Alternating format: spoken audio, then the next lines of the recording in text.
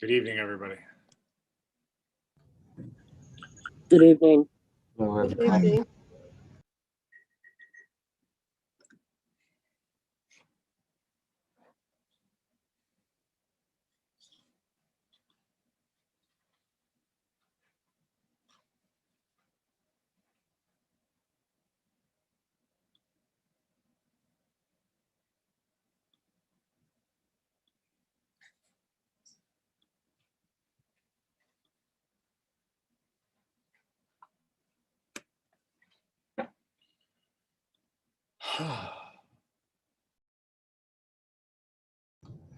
Please remember to mute yourselves.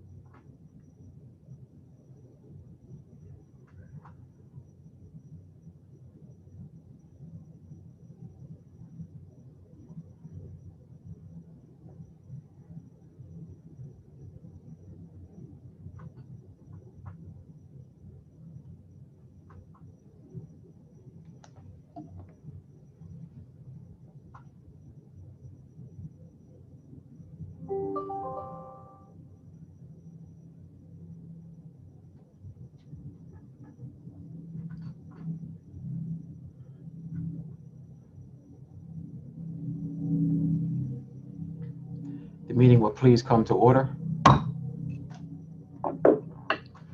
Just as a quick note for public comment, there is a Google search form in our chat for anyone who would like to speak.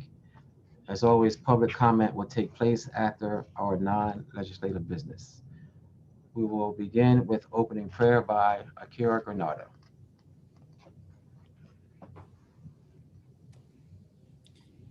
Heavenly Father, we have assembled to handle the affairs of our city. As we do so, we ask for your guidance and understanding.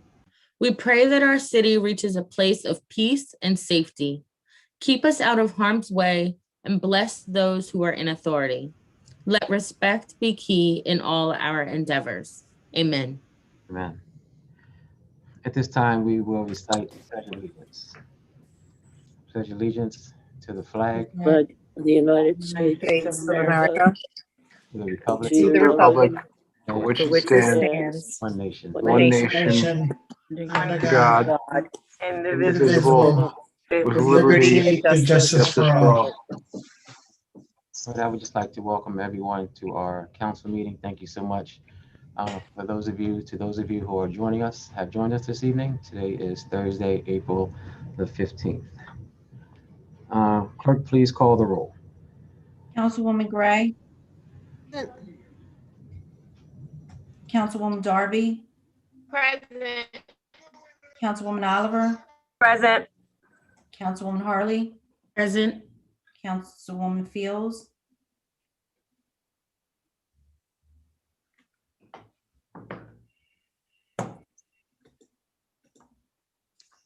Councilwoman Fields.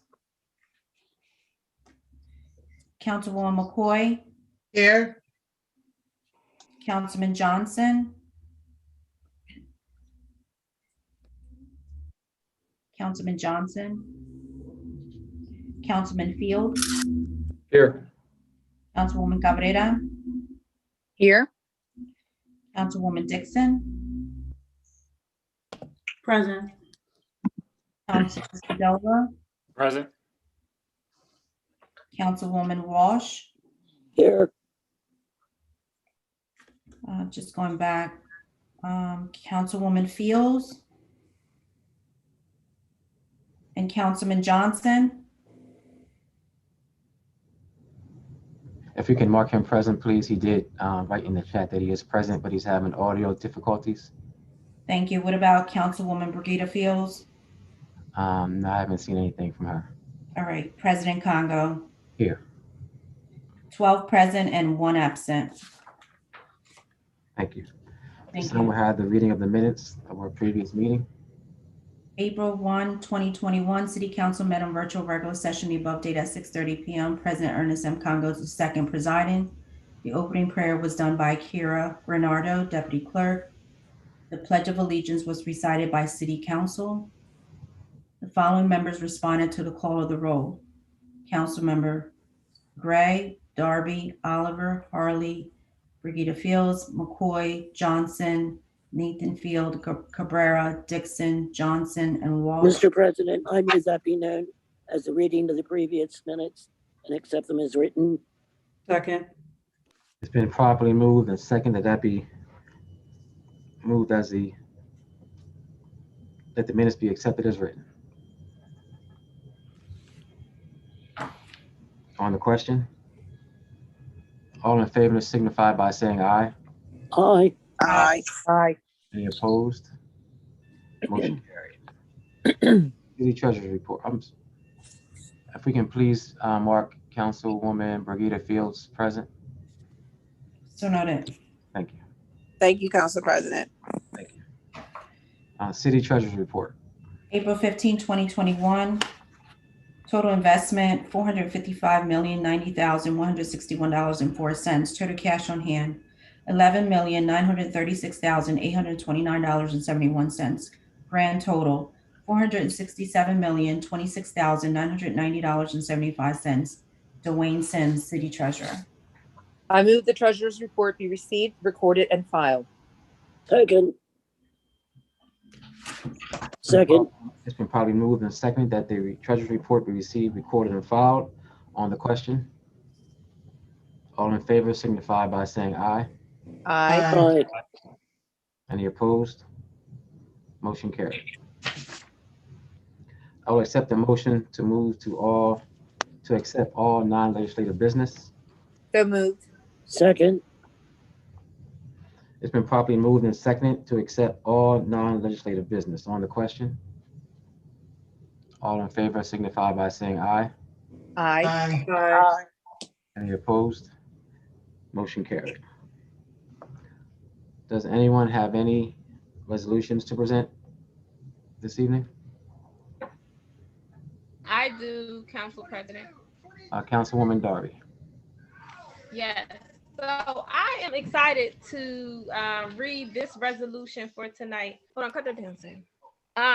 So this resolution for tonight. This week is Black Maternal Health Care Week.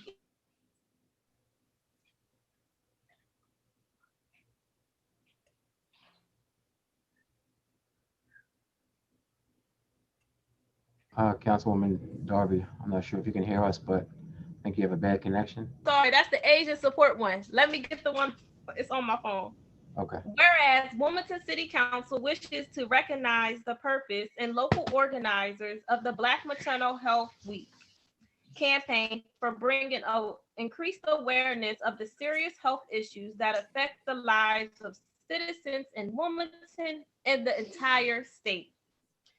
Black women suffer great inequities in maternal mortality. Severe maternal morbidity rates have nearly doubled over the past decade.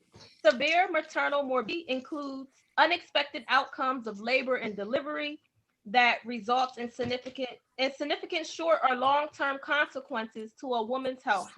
Severe maternal morbidity was 166% higher for Black women than white women. Black women are up to 4 times more likely to die from pregnancy-related causes. And whereas Black Maternal Health Week was created to address these challenges by raising awareness of the problem and the state of Black maternal health in the United States.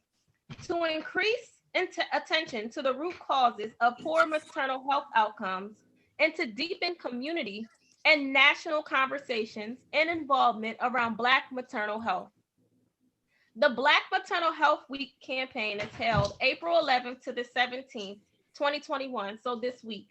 And whereas this legislative body also recognizes Ubuntu Black Family Health Collective and the Black and Indigenous Birth Workers of Delaware.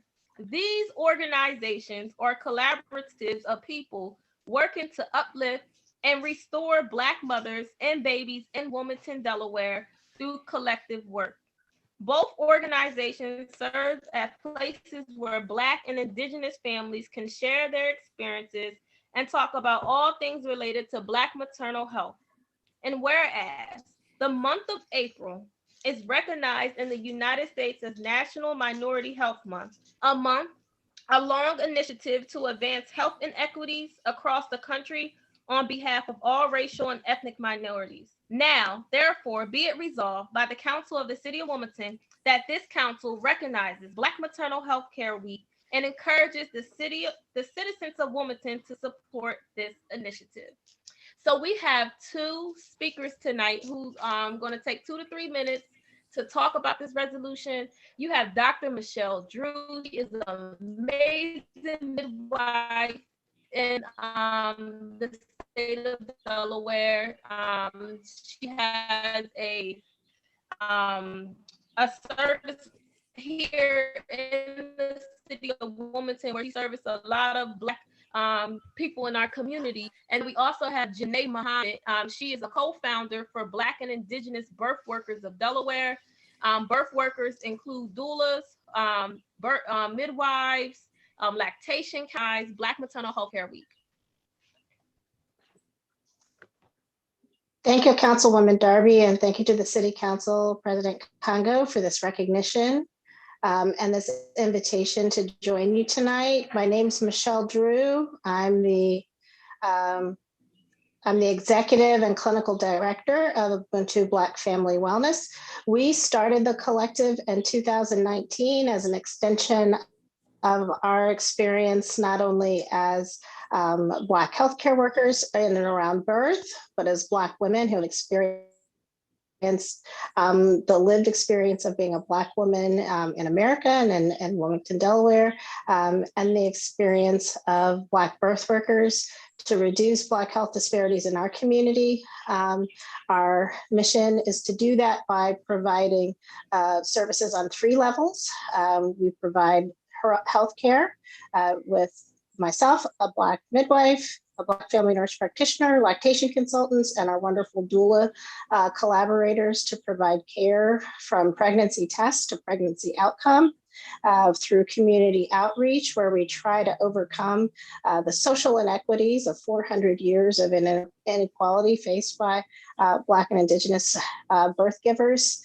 We do this through our community outreach that includes a food bank, diaper bank, a community thrift closet, and financial assistance that's needed to overcome the challenges that are faced in pregnancy and in parenting, especially in the first year of life, on an income, which in our zip code, which we serve the 19801 and 19802 zip codes, averages somewhere just around $22,000 for an average mother, which means that most of the Black birth givers in Wilmington, Delaware do so in poverty. And then our third fold is by activism. We believe in holding our legislators accountable at city, state, and federal level to give Black birth givers the services and the justice they deserve. I especially want to thank the Black Mamas Matter Alliance, who created Black Maternal Health Week to bring the attention that was needed to the inequities that mothers face. We know that Black mothers are 2 to 3 times more likely to die. We know that, for example, in the state of Delaware, that's about that, but that Black babies in Delaware are as much as 7 times more likely to die in the first year of their life. We know, as our friend Dr. Andre Perry says, that there's nothing wrong with Black people that ending racism won't solve. Race is a social construct, and it is not Black race, which isn't really a thing, but racism and inequality that is leading to the healthcare disparities that we see, both in Delaware and around the country. We're especially thankful this year that the theme of Black Maternal Health Week marches with our vision, which is reclaiming our power, reclaiming our resilience, and reclaiming our liberation. We encourage every mother who gets her services at Ubuntu to reclaim her power by understanding her rights around her pregnancy and birth and exercising those rights, and especially the rights over when, where, and how she'll give birth and who she gets her care from.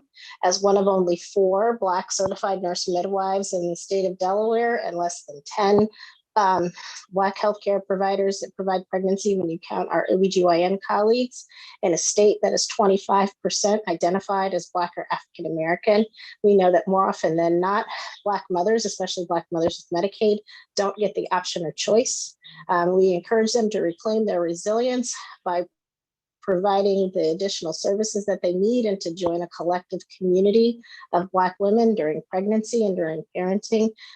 To take away some of the burden that we just feel all too much in society, as many of us are feeling listening in every day of seeing another Black child being shot or killed or dying, as we see another Black mother in the news who's died in childbirth. It wears down on our spirit and our psyche, but we are resilient and we overcome. And by proclaiming our liberation, we give every Black mother who comes through the door of Ubuntu just the ability to be cared for by Black birth workers from beginning to end. They get their pregnancy care from a Black midwife. When they are birthing, they do so with a Black doula. Every mother who chooses to get her care during pregnancy here will have a doula at no cost to her, despite the fact that Medicaid does not provide doula compensation. We offer a fair and equitable living wage to our doulas so that they can provide that care. And we also just educate them on the choices of when, where, how to give birth. Along with structural racism, we know that medical racism determines our outcomes. And so we make sure that every mother knows that if she is healthy and her baby is healthy, she doesn't have to go into a place that was built to be given at our expense. So again, we want to thank you for this invitation, for this recognition, and for this proclamation, and for all the help that the City of Wilmington and the Wilmington City Council is doing to achieve Black justice for Black mothers and Black babies.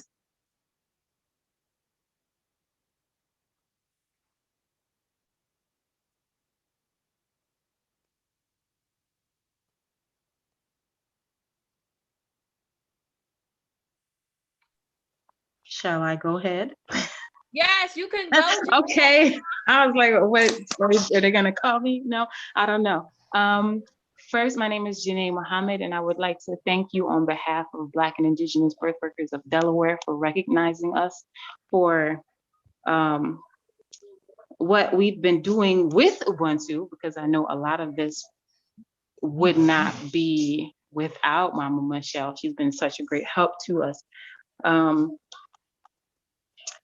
I don't have much to say, just that, we are an organization that was literally created off a basis of a question that was asked a year ago, maybe a year and a half ago.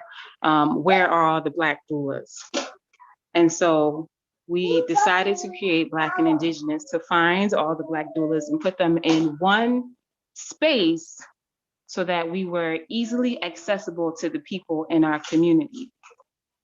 A lot of times, you hear moms who wish they had a doula say, well, I didn't know where to start to find one, especially one that looks like me. So we created Black and Indigenous to make it easier for those women. And it kind of grew to be more than just doulas, but birth workers in general. So that includes midwives, lactation consultants, as Shanae said, massage therapists, OBs, and whoever is working for the betterment of Black women's health and Black babies' health. We are grateful that you chose to recognize us.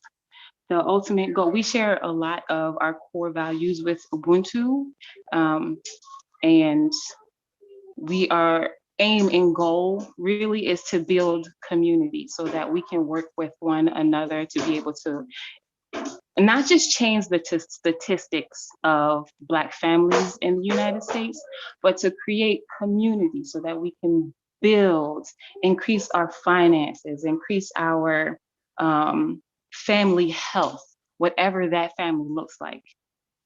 And so that is the basis of Black and Indigenous. Like I said, I don't have a whole lot to say. That's why I wanted Mama Michelle to go first. And I'm so glad that she did. Thank you so much. We're very grateful. That's all.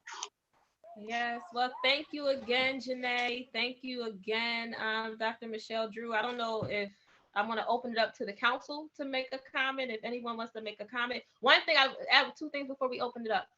The session 107, I believe the session before us, one thing that I really appreciated that they did is that they introduced the legislation asking for doula reimbursement coverage for Medicaid. I believe it came from President, the former President Hanifa Shabazz. I believe they did that in the prior session. So I know that was a concern and something that was thought of by council before. So I do want to say thank you for that. I don't know if anybody wants to speak to that who was in the 107 before.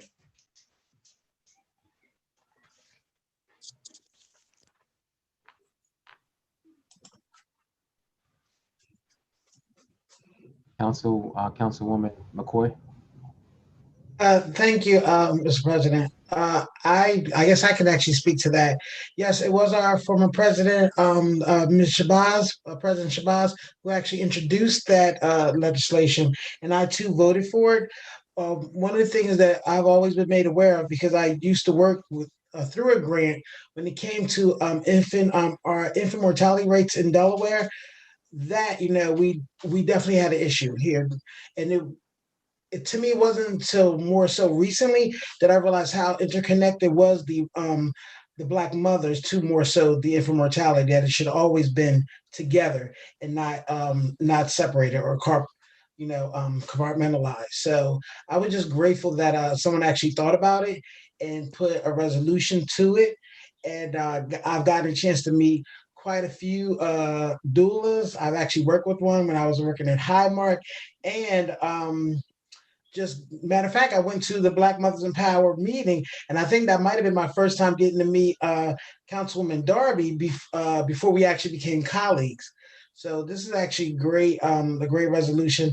I'm glad that it's more so that information is actually being spread and people are learning more about the things that Black mothers, because I did have my traumatic experience as well when it came to having a child. So I'm glad that more people are becoming more aware. So that's basically all I had to add to it.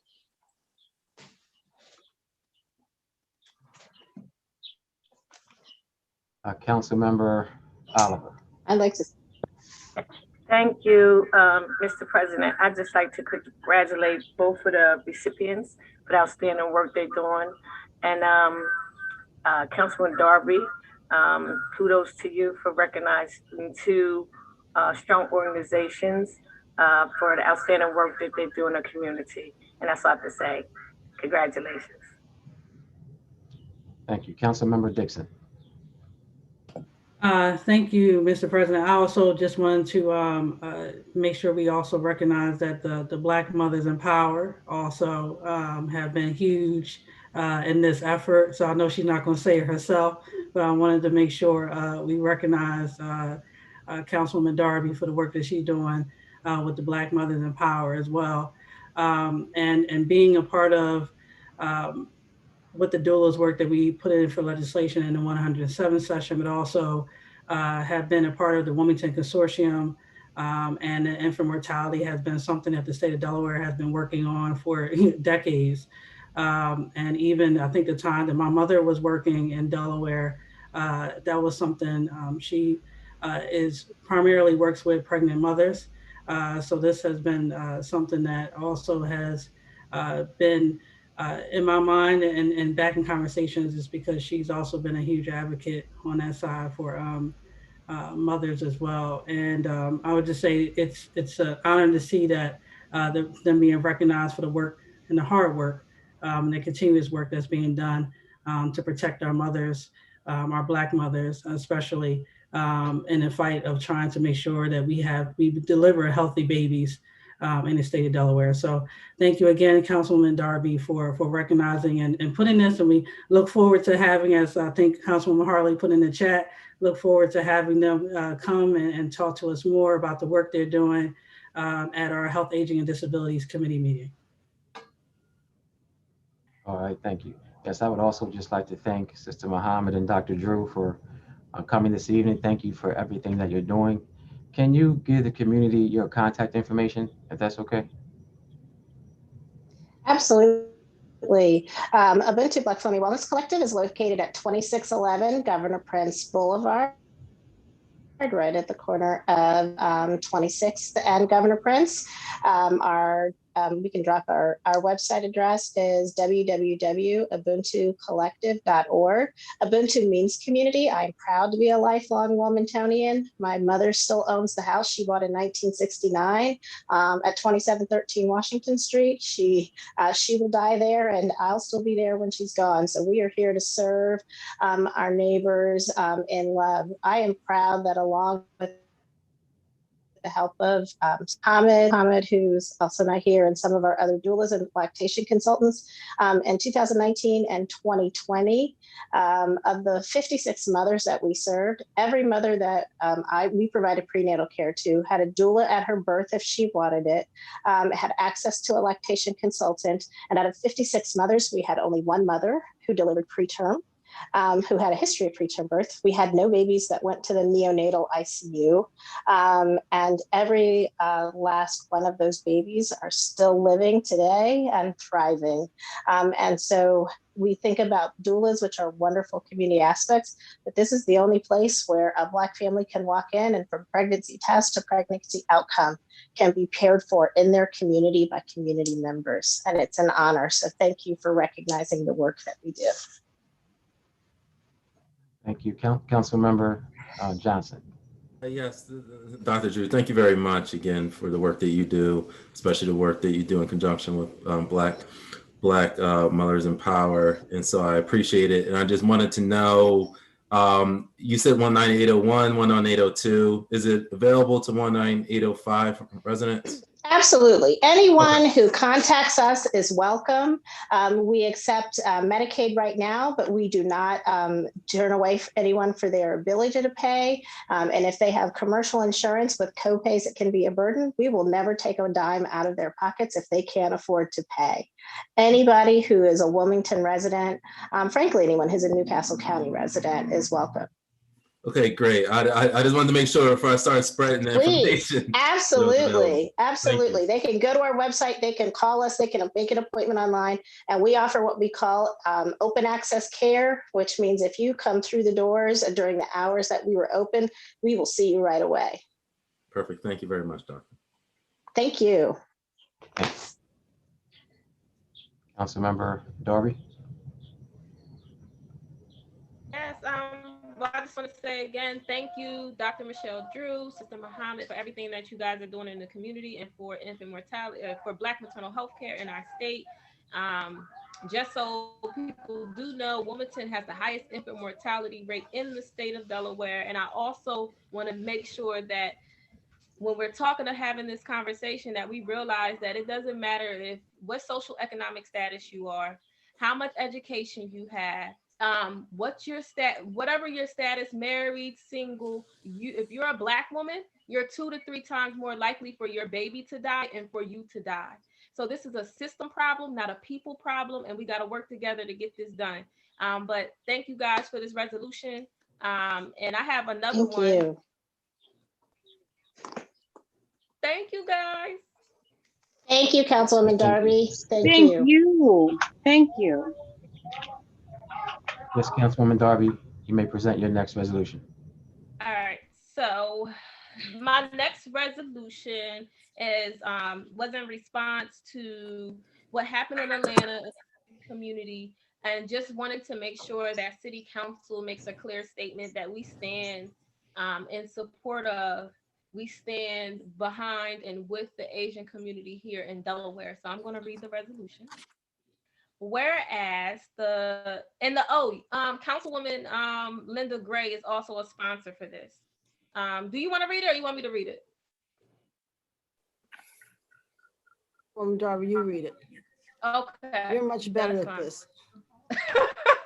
Whereas the Wilmington City Council values a community characterized by diversity and respect for all individuals of all races, ethnicities, and national origins as an integral part of our community's culture, and whereas each of us has the ability to promote inclusiveness, celebrate diversity, support all fellow community members, and reject hate, violence, and bias in all forms.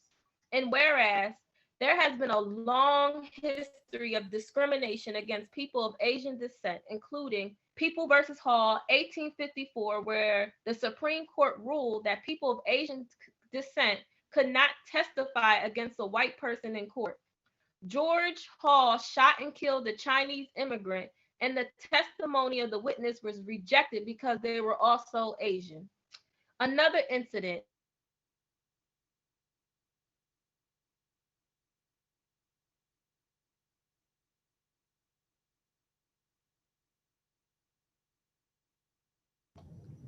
Councilwoman Darby. Chinese Inclusion Act of 1882, in which the U.S. government banned Chinese immigration for 10 years. It remained in effect until it repealed in 1943. And the last event, Japanese internment, when the U.S. government forced all Japanese immigrants and Japanese Americans into camps for the duration of World War II. Conditions in the camp were extreme. Survivors received a presidential apology in 1988 and 200,000 in reparations. And whereas there were 3,800 hate incidents towards Asian Americans from March 2020 to February 2021, with 68% against women. Anti-Asian hate crimes increased 150% in 2020 in America's 16 largest cities. The anti-Chinese rhetoric promoted by public figures directly correlated with a rise in racist incidents against Asian Americans. On March 16, 2021, 8 people, including 6 Asian women, were gunned down in 3 Asian spas in Atlanta, Georgia. And whereas Asian communities and businesses enrich our quality of life, Asian Americans are 4% of Delaware's population. Wilmington's economy, neighborhoods, schools, and communities has been greatly enriched by its members, including Asians. Now, therefore, be it resolved by the Council of the City of Wilmington that this council affirms its commitment to the well-being and safety of all community members, including Asian Americans, and is committed to ending the spread of all forms of racism, intolerance, discrimination, and hate. And thank you. That was my resolution. We have 2 speakers tonight. I don't know if it's Dr. David Kim or Mr. David Kim. And I guess he can start.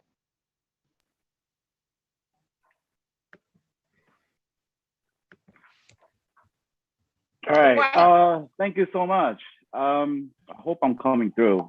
Well, first of all, as a resident of the 5th District of Wilmington, I would really like to thank the City Council, especially Council Members Darby and Gray, for sponsoring this resolution.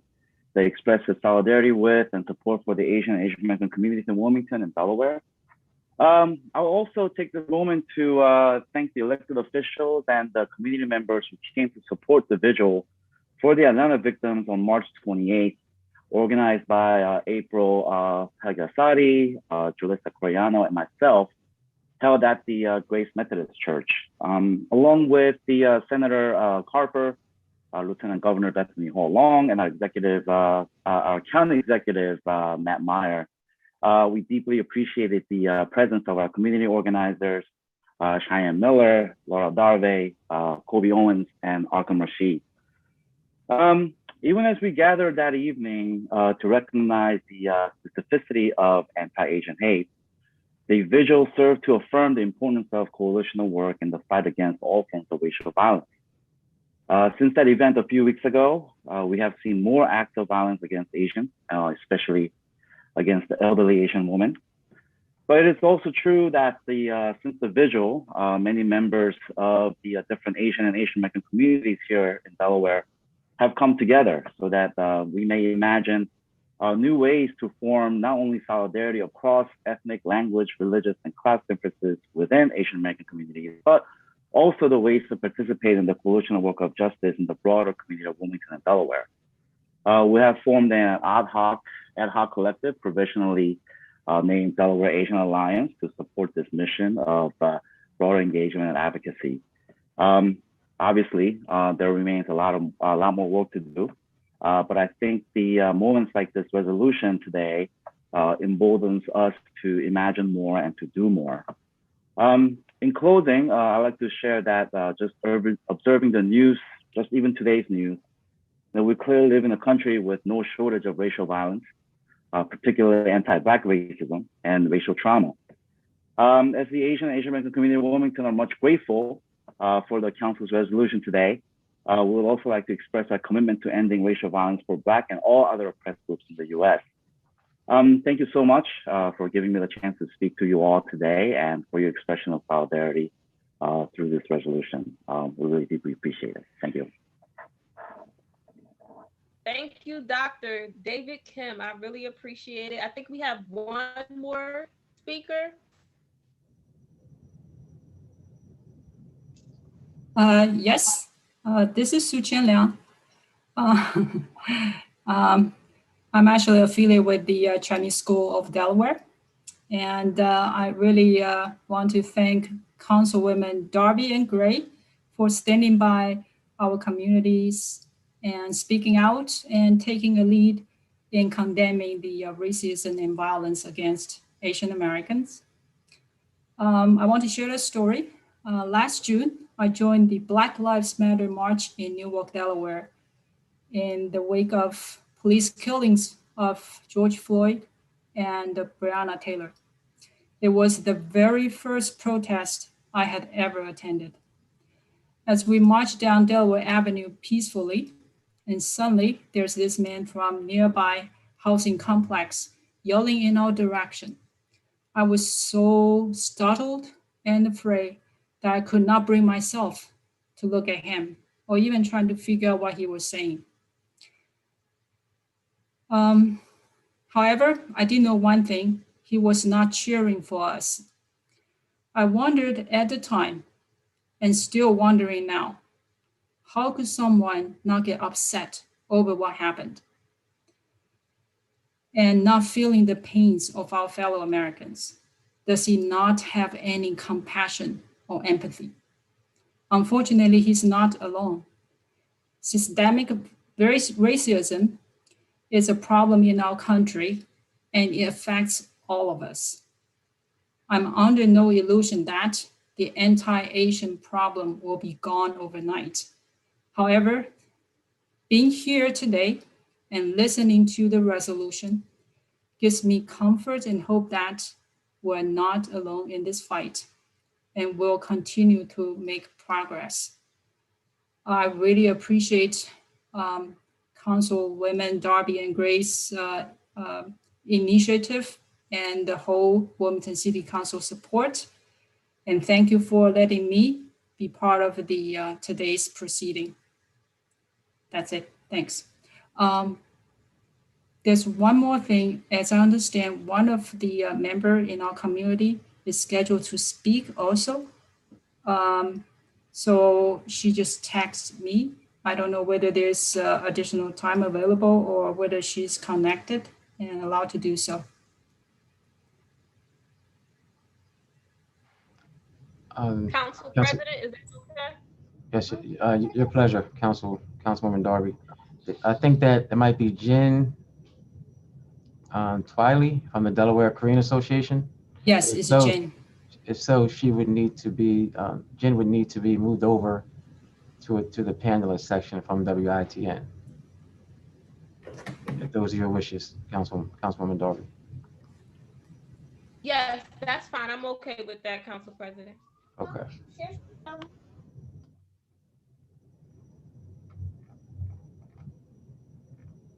Okay, I think that Jen Twiley is among the panelists now. So Jen, if you can hear us. Stand by. I might have to switch her back over. There she goes. Here we go. Hello? Yes, we can hear you, Jen. Yes, hi. Now I see. Hi, this is Jen Twiley. Thanks for allowing me to join. Good evening. My name is Jen Twiley. I'm a president of Delaware Korean Association. If I may, I would like to share the mission of the Delaware Korean Association. Our mission is to enhance the quality of life for Koreans in Delaware through promoting Korean culture and building community, not only for Koreans, but also as a whole.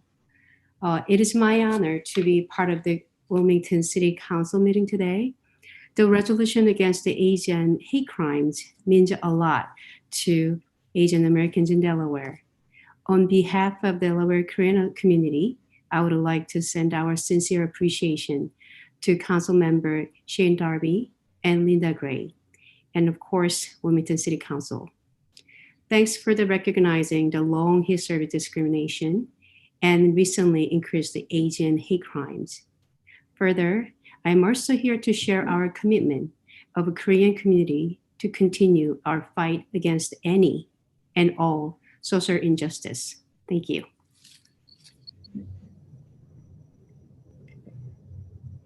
Thank you. Council Member Gray.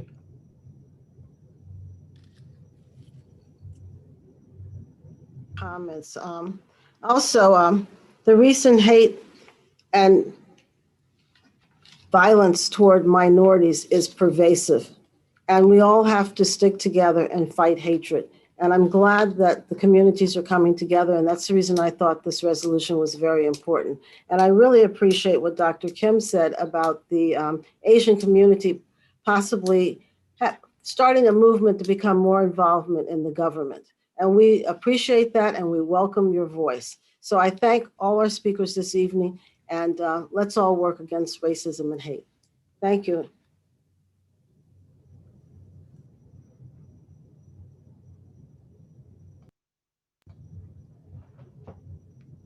Councilmember Darby.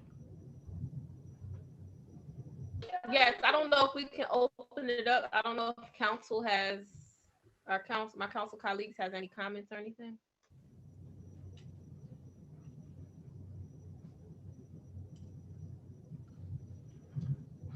Councilmember Oliver. Yes, thank you, Mr. President. I would too like to echo the sentiments of Councilman Darby, and that's for any ethnic group, no ethnic group should have to go through what they're going through, and I live it every day. So there's resolutions well deserved. Yes, I too want to, Councilwoman Fields. Yes, thank you, Council President. I'd just like to say thank you, Council Member Darby and Gray, for bringing this resolution. We see what's been happening on the news, and like Councilwoman Oliver said, we experience this every day, and we as a Black and Brown community, we need to stand together to fight for each other and just show one unity. So, I'm glad that this resolution was brought forth, and I look forward to working with the Asian community, especially Dr. Kim, because he's in my district, to see how we can work better together to help start working on it and making people recognize that this is an issue of racism, and we need to start fixing the problem. So I would like to also be a co-sponsor on this resolution if possible. Thank you, Council President. Thank you, Councilmember Fields. Yes, I too would like to be a co-sponsor, and I want to thank Council Members Darby and Gray for bringing this resolution before us this evening. I also want to thank Shu Chin and Dr. Jen Twiley, and also Dr. Kim for your comments this evening. My comments, my colleagues were spot on when they say that we are in this together, and we will continue to be there for each other. Councilmember Dixon. Thank you, Mr. President. And I also just wanted to, thank you for the resolution that's being presented, but I also wanted to just let you know that in the event that they had, and I wasn't able to attend in person, but I was watching online when they were doing it on Facebook. And I will say during the event, the lights went out, and that was the night that we had the big storm. So I want to say that they still stayed and still had the event happening regardless of the lights going out.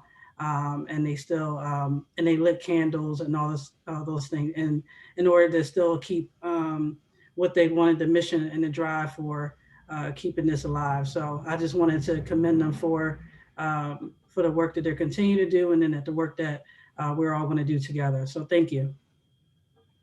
Councilmember Johnson.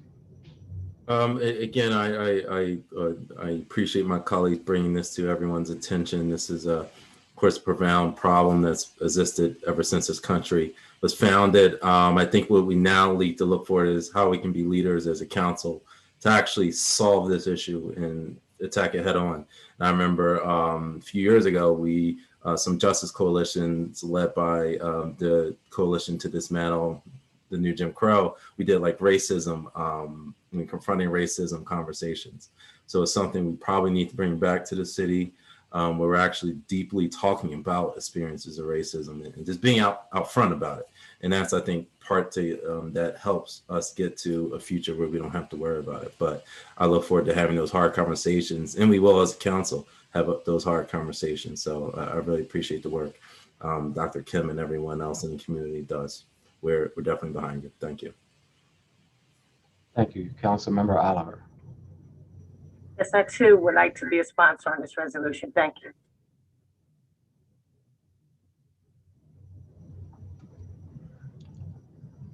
All right. So back to you, Councilmember Darby. I just want to say thank you to the guests, to our guests who came out tonight and spoke to this resolution. As everyone said, we stand in support with you guys. I hope you guys stand in support with us, and we're going to get through this together. So thank you again. And that was my last resolution. All right, thank you. Do any other council members have any presentations this evening? Yes, Council President. Councilmember Dixon. Thank you. This is a resolution recognizing National Service Week, which I just want to make note was April 6th. But because we were missing that date, we wanted to make sure that we recognize it. This is being sponsored by myself and Councilwoman Darby, as the work that she's done as a AmeriCorps member through City Year in Philadelphia. Whereas Wilmington City Council wishes to recognize the purpose and local organizers of the National Service Recognition Day, which was held April 6, 2021, to honor and show appreciation to AmeriCorps members and AmeriCorps senior volunteers in Wilmington and entire state. And whereas last year, more than 1,300 Americans of all ages and backgrounds united to meet local needs, strengthen communities, and expand opportunity through national service in Delaware. Since 1994, more than 3,100 Delaware residents have served approximately 4.5 million hours of service through AmeriCorps. And whereas national service, including AmeriCorps and Peace Corps, grants individuals opportunities to gain experience in various fields, including disaster services, economic opportunities and development, agriculture, education, environmental stewardship, health, youth development, and veteran affairs. And whereas national service develops essential skills, which makes alumni strong leaders who are motivated, flexible, innovative, and outcome oriented. who learn quickly, work well on diverse teams, and know how to mobilize others to tackle some of the most pressing challenges facing our nation and our world. Cities in particular have made substantial gains that are motivated, passionate, dedicated servant leaders, skilled and experienced AmeriCorps members, including public allies, which I was a public ally here in Delaware, and city year participants who have served their organizations and communities. Now, therefore, be resolved by the Council of the City of Wilmington that Wilmington City Council is pleased to recognize National Service Day and to honor AmeriCorps members, AmeriCorps senior volunteers, and AmeriCorps Delaware for the outstanding commitment and dedication of service that they have provided to our local communities. So again, thank you to our AmeriCorps organization. I know Senator Coons has been a huge advocate for AmeriCorps on the federal level for us and has been recognized for the work he's doing. I know our county executive, Matt Meyer, was also a part of AmeriCorps through Teach for America. So we have some really great organizations and individuals who have become leaders in this space because of being an AmeriCorps member. So I am a proud alumni of AmeriCorps, and specifically Public Allies here. And also to want again recognize that Councilwoman Darby is also an AmeriCorps member through City Year in Philadelphia. And I believe there are two speakers that will be talking to the topic, which is Tara and Kanani. Good evening. My name is Kanani Hines Mumford, and I'm the Executive Director of the Governor's Commission on Community and Volunteer Service. And I have the privilege of leading the State Office of Volunteerism. Thank you to Councilwoman Dixon, my fellow AmeriCorps alum, for sponsoring this resolution, and great to see also fellow AmeriCorps alum, Councilwoman Shernay Darby. To all the other familiar faces, thank you for your leadership on Wilmington City Council. AmeriCorps works hand in hand with counties, cities, nonprofit organizations, and other local partners to support high impact national service at more than 40,000 sites across the country. Here in Wilmington, more than 35 AmeriCorps seniors through the Delaware Foster Grandparent Program and 179 AmeriCorps members serve, providing vital support to residents and improving the quality of life. AmeriCorps members and AmeriCorps senior volunteers help communities tackle their toughest challenges. They support our country as we recover from the COVID-19 pandemic, clean up natural disasters, restore parks, strengthen public safety, tutor and mentor disadvantaged students, and so much more. This evening, we are honored and proud to join Wilmington City Council in this nationwide salute to highlight the importance of citizen engagement, recognize and dedication to national service members, and inspire more residents to get involved in their community. Thank you so much for your time this evening. We certainly appreciate it.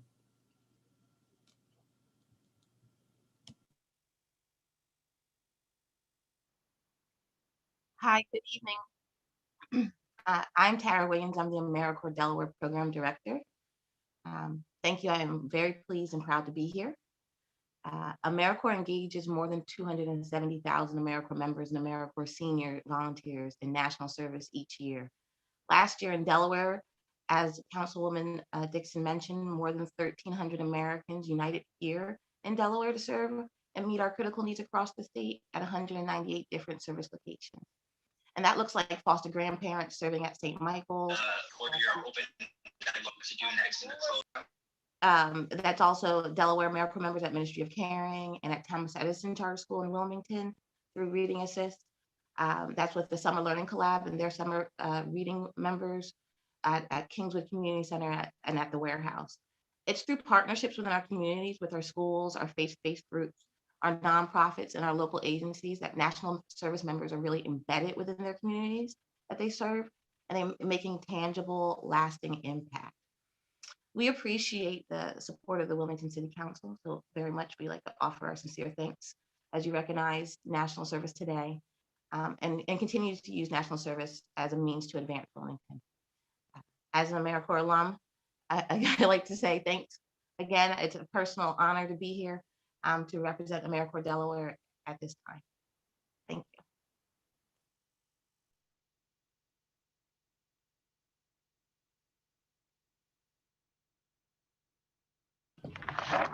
Councilwoman Dixon.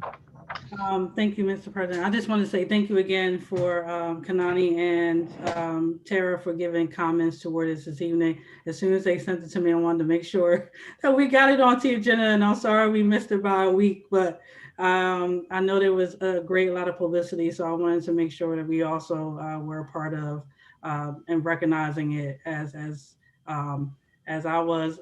Kanani and I have met each other through AmeriCorps also, and also through the work, and Tara, and also allowed me to come and help on panel to help out with talking to Life After AmeriCorps. So I will say, if you serve through Public Allies or any AmeriCorps program in the state of Delaware, you are in great hands for any agency that you go to.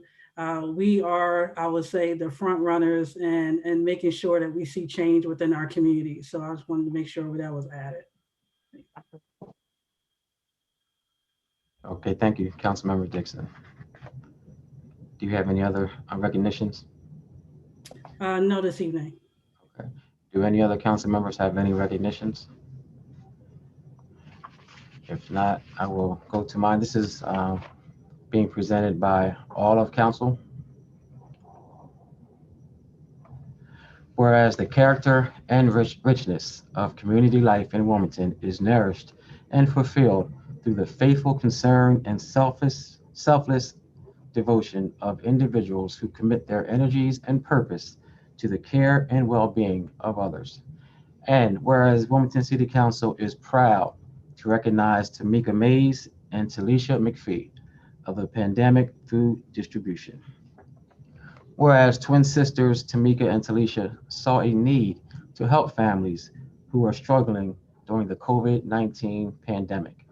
They created a new all-volunteer effort to solicit and collect donations in an attempt to reduce food insecurity.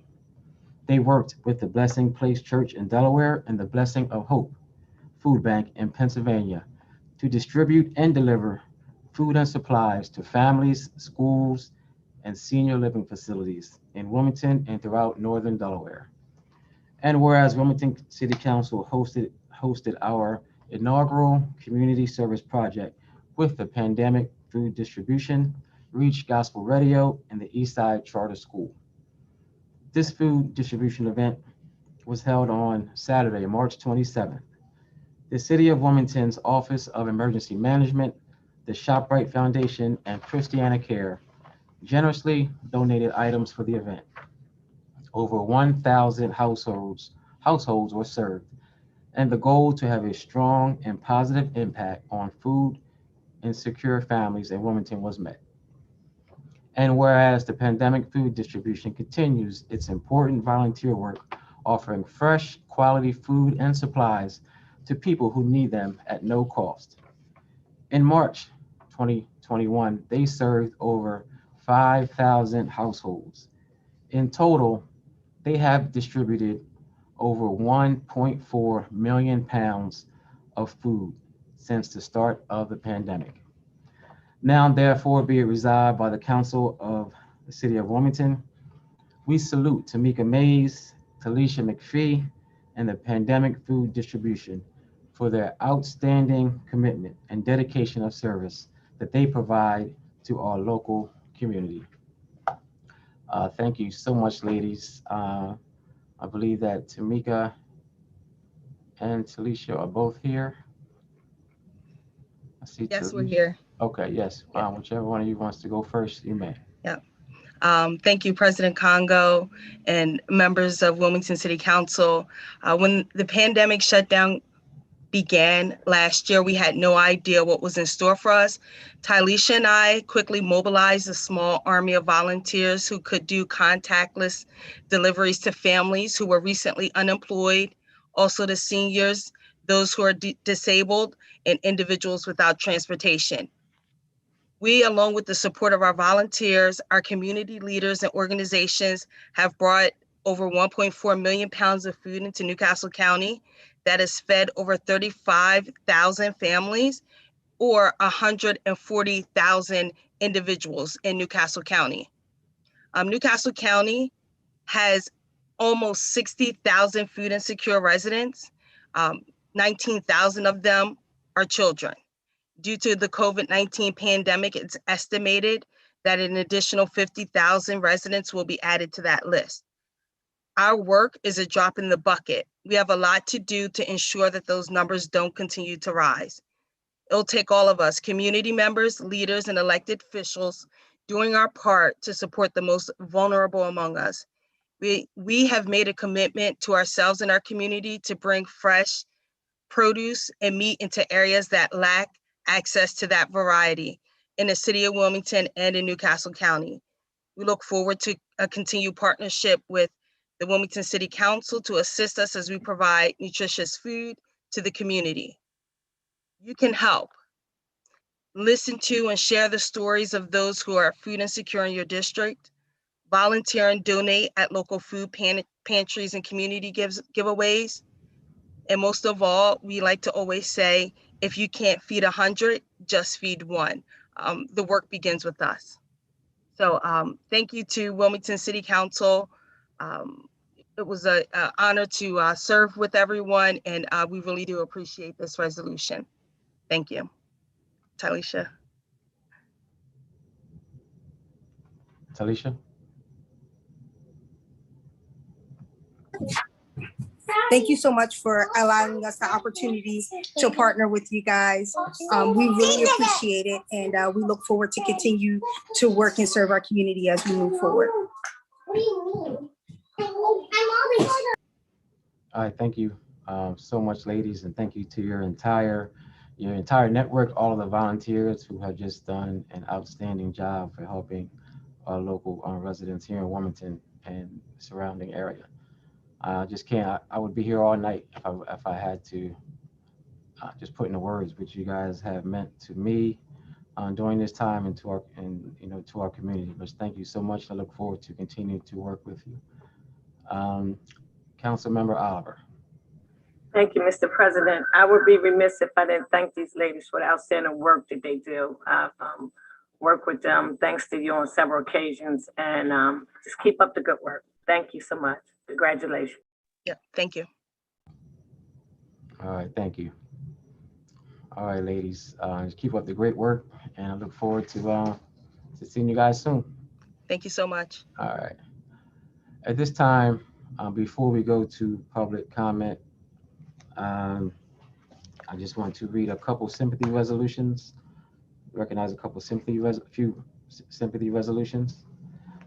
Council Member Oliver has a sympathy resolution for Leonard Williams Sr., also for Angela Jones and Olivia Bernice Blackwell.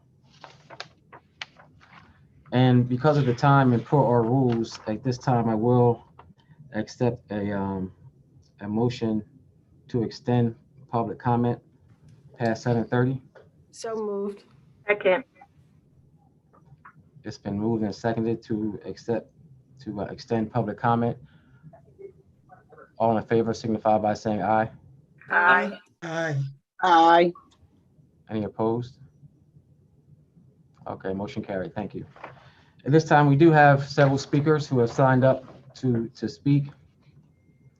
First, we have,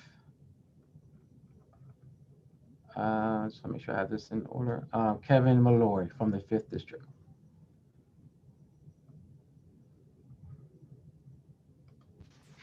Okay.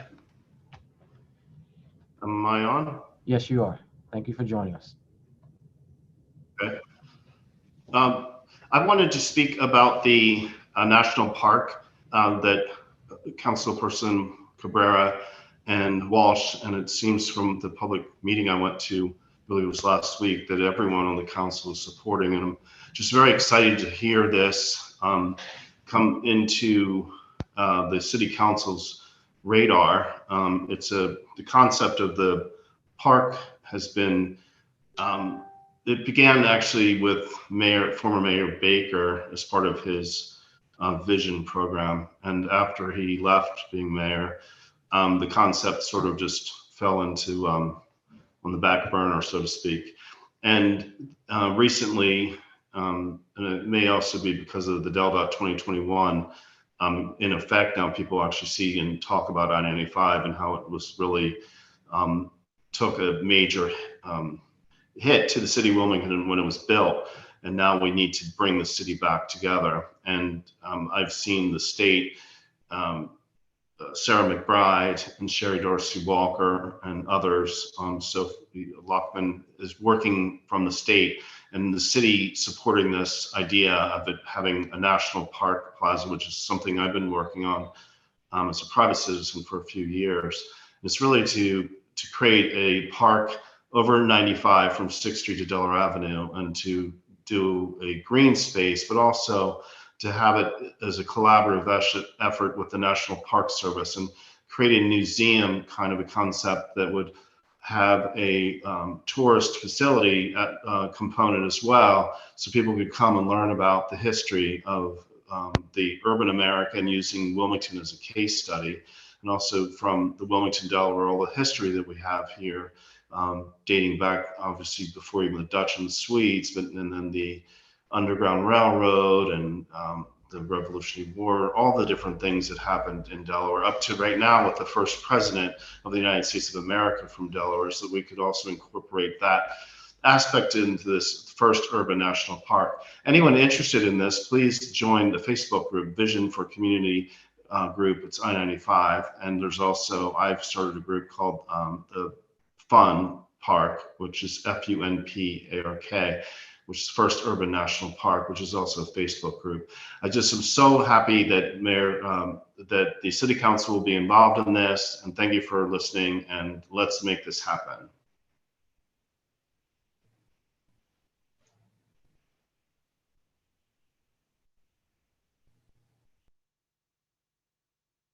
Council President, you're on mute.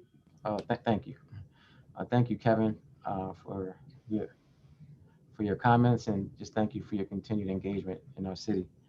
Also, there is a friendly, this is a friendly reminder that there is a Google form sign-up link in the chat for anyone who would like to speak. The time limit is 3 minutes.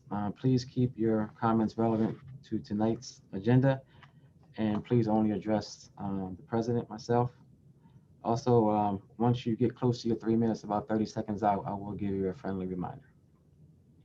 If John Cawthray and John Seibert, if you may raise your hands, please, so that WITN can recognize you and give you microphone access.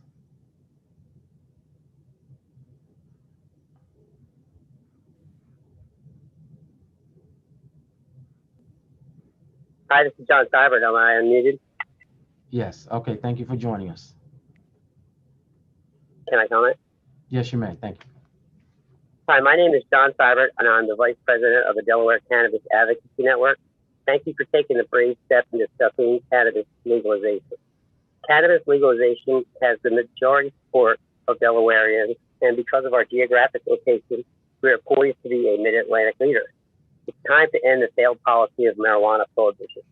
According to a University of Delaware survey, 61% of Delawareans support marijuana legalization. 19 states, including all of the Mid-Atlantic region, have pending legalization legislation. HB 150 would protect 145,000 citizens in Delaware from arrest, civil citations, civil asset forfeiture, and being subjected to the criminal justice system. It would replace the existing illicit market with a safe, legal industry that employs consumer safety protections and a robust measure to prevent sales to minors. Many opponents of legalization point to the Delaware decriminalization law, which was passed in 2015, as being sufficient. Since then, there has been a 127% increase in possession-only cannabis court filings. That equates to about 500 possession-only cannabis court filings a week on average. Passing HB 150 would also increase community relations. Often, minority communities are over-policed for simple possession, ending the practice of shaking down people in communities most affected by the war on drugs would help police relations.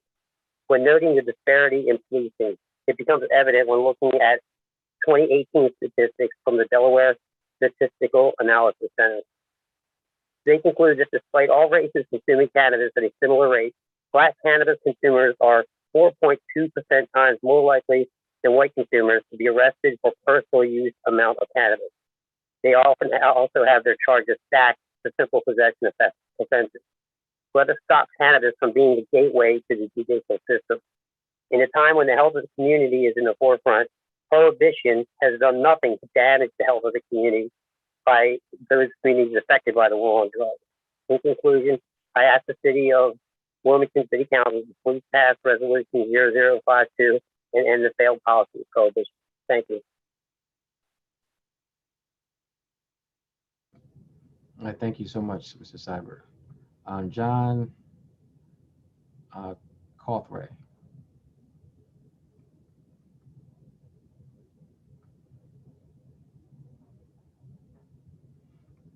John Cawthray, if you can please raise your hand so that WITN can see you and give you microphone access. Council President, I think he left. Okay, all right, thank you very much. Next we have Ms. Adriana Boone. Hi, good evening. Can you hear me? Yes, we can, thank you. Hello, thank you for allowing me to speak this evening. My name is Adriana Bohm and I live in the 8th District in the Highlands with my husband and my 2 children. I serve on the Red Clay School Board, the board of the ACLU, and the Parchment and Terrace Board, and I'm a college professor and have taught diversity and stratification courses for over 20 years. I am here this evening to speak in favor of 4 resolutions. The first is to encourage City Council not to reinstall the Caesar Rodney and Christopher Columbus statues in Wilmington. I'm also speaking in favor of supporting building a national park in Wilmington, supporting the legalization of marijuana, and supporting HB 198. I'd like to take a moment to talk about HB 198. Over the past 8 years, as a member of the Red Clay School Board, I have encouraged our district to create a Black American Studies course. It is imperative to have one.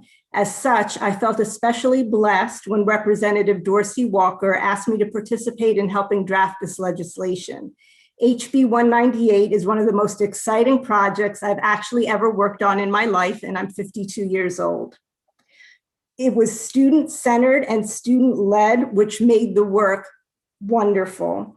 In our meetings over the past year, students spoke about their educational experiences throughout the state of Delaware from every county in our state and provided compelling collective narratives of exactly why African American history and Black American studies needs to be a requirement for K-12 graduation.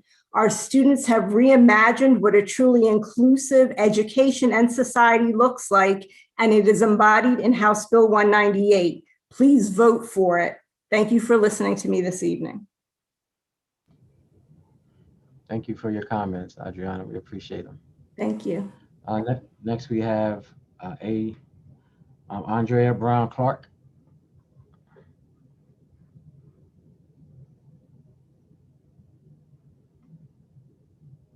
Is Andrea Brown Clark with us? I am. Can you hear me okay? Yes, we can. Thank you. Thank you for joining us. Okay, great. Thank you so much, President Congo. Again, my name is Andrea Brown Clark, and I reside in the MOT community of Newcastle County. I manage the Building People Power's Economic Recovery Campaign with the Metropolitan Wilmington Urban League. I'm a coordinator that develops community advocates within Network Delaware, and I'm also a coordinating chair with Delaware Poor People's Campaign and the newly appointed coalition coordinator for Delaware Can. I ask that you please vote yes on House Bill 150 and Resolution 0052. It is no longer okay to ignore the impacts of the social economic injustice issue. The time is now to address wellness, addiction, and economic concerns that are plaguing our communities. Said issues were exacerbated during the civil unrest of 2020, to include mental health crimes, opioid addiction, and increased criminalization in disenfranchised communities that have historically been marginalized and or compromised. HB 150 addresses the social inequity justices that will allow those historically marginalized to monetize through entrepreneurism and business ownership, as well as to reinvest in the communities when cannabis is legalized. An analysis of the Office of the Audit, also that was published in January, estimated that legalizing the commercial cannabis market in Delaware would yield some $43 million in new annual revenue and will create 1,400 new jobs within the first 5 years. From a personal perspective, over the last 7 years, I've been struggling with pain management as a result of a car accident in 2013, which left me with several herniated disc and nerve damages along my dominant right side. My doctors quickly prescribed opioids, which I took initially because we're taught to follow the physician's advice. But as a wife of 23 years, a mother of two, now 17 and 21, I quickly realized that this was by no means fixing the injuries or curing my pain. Against their advice, I discontinued the usage and did several colon cleanses to flush the pills out of my system. I was then told outside of surgery, I had achieved my best recoverable self, which simply meant I was going to have to learn to live with the pain. For almost 7 years, I did just that. And then I would have working weeks, days, especially during the fall and winter and the months when I couldn't participate in life's day-to-day activities. Simple things like household chores, cooking, cleaning, etc., because of the numbness and pain management that I was having. I actually started referring to myself as a weather vane with a trick tip. If any of you have suffered through this, you know exactly what I mean. But last summer, I began to explore other options, and after much intrepidation, I went through the evaluation process to become medically eligible for marijuana. For the first time since 2013, I finally was able to experience relief. While I'm probably not the poster child for marijuana, I can tell you from my personal experience that this holistic medicinal approach to pain management and wellness needs to become legalized, coupled with the enhanced social equity and justice guidelines. Thank you so very much for your time. Please vote yes on House Bill 150. Thank you. Thank you for joining us this evening. Next, we have Vanity Constance Sanders. Hi, do you guys hear me? Yes, we can hear you.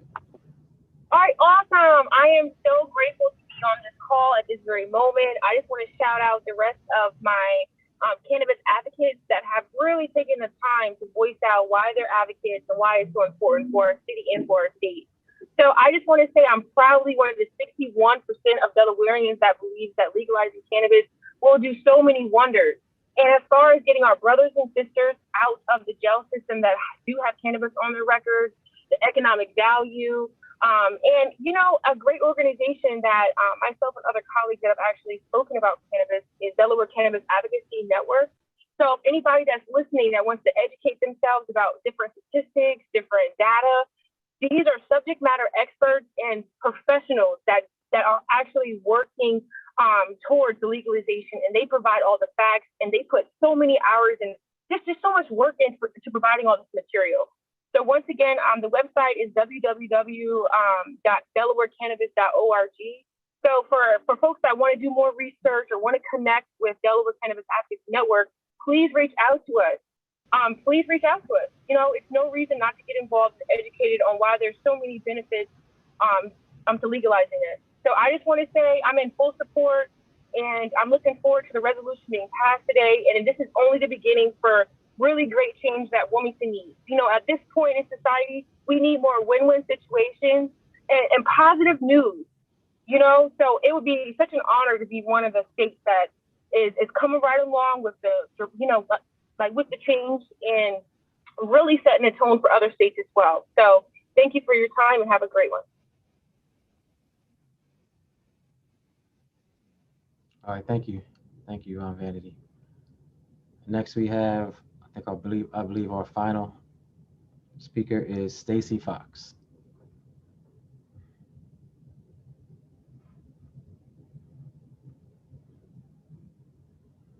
Is Stacy Fox still with us? Can you hear me? Yes, we can hear you. Here Thank we you go. for joining us. Okay, thank you so much. Good evening, members of the City Council. Thank you so much for this opportunity to speak. My name is Stacy Fox. I am retired due to health issues and living in Dover. My health issues such as MS, Lyme disease, and suffering a stroke led to my retirement. I also suffer from PTSD, anxiety, and depression. These issues led me to become a medical cannabis patient in 2016. I volunteer my time with the Delaware Cannabis Advocacy Network and Delaware Normal Inc. and serve as Kent County's outreach coordinator. I also recently became a registered lobbyist with Delaware Normal. I ask that you please vote yes on House Bill 150 and Resolution 0052. Cannabis prohibition never should have happened. This non-toxic, non-addictive miracle plant has killed no one and literally saved my life.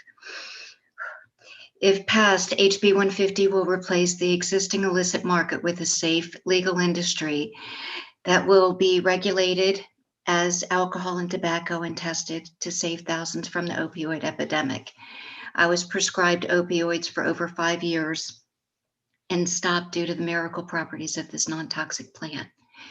Passing HB 150 will protect over 145,000 adult cannabis consumers from arrest, civil citation, civil asset forfeiture, and the threat of being subjected to the criminal justice system, and will replace the existing illicit market with the safe, regulated, and taxed industry.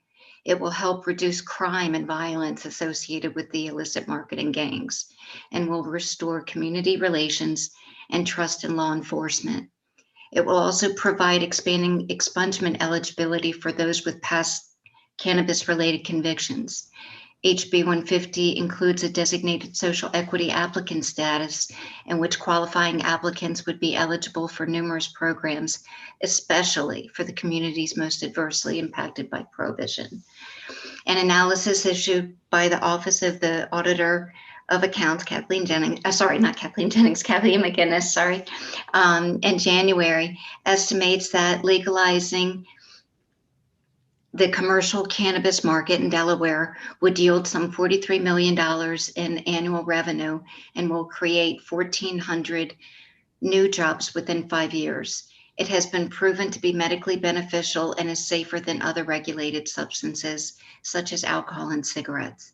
And it's already been proven to be in Delaware to be medically beneficial.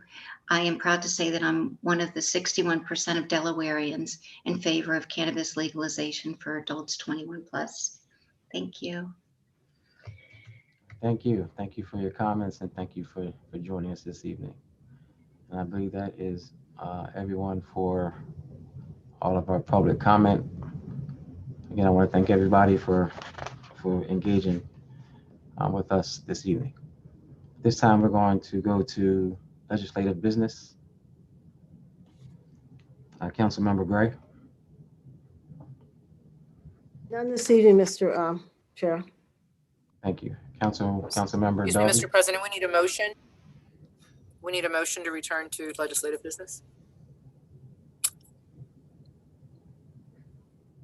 Okay, thank you. At this time, I will accept the motion to return to go to legislative business.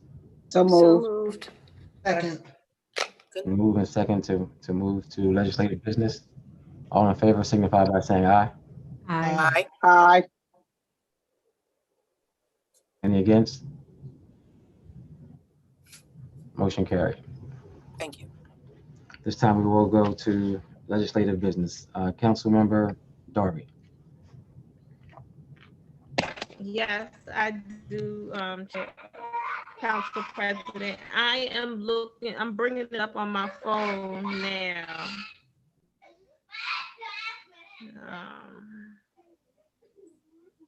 I'll find it.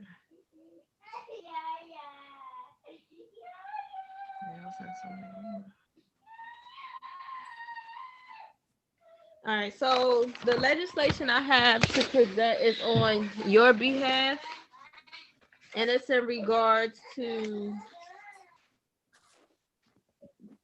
the city of Wilmington removing the statues for Cesar Rodney or replacing them.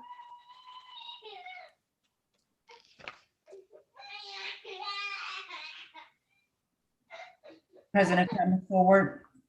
Yes, please, Kurt. Thank you. Thank you. Resolution 21-025, Agenda 0050. Whereas the City of Wilmington removed statues of Caesar Rodney in June 2020, citing concerns over damage to the statues as well as intentions to have an overdue discussion about the public display of historical figures and events, according to Mayor Mike Brzezicki. Whereas of September 2020, over 30 other statues of Christopher Columbus were removed nationwide, either by force or through government intervention, in direct action against the memorials to a figure responsible for enslavement and genocide of the Americans.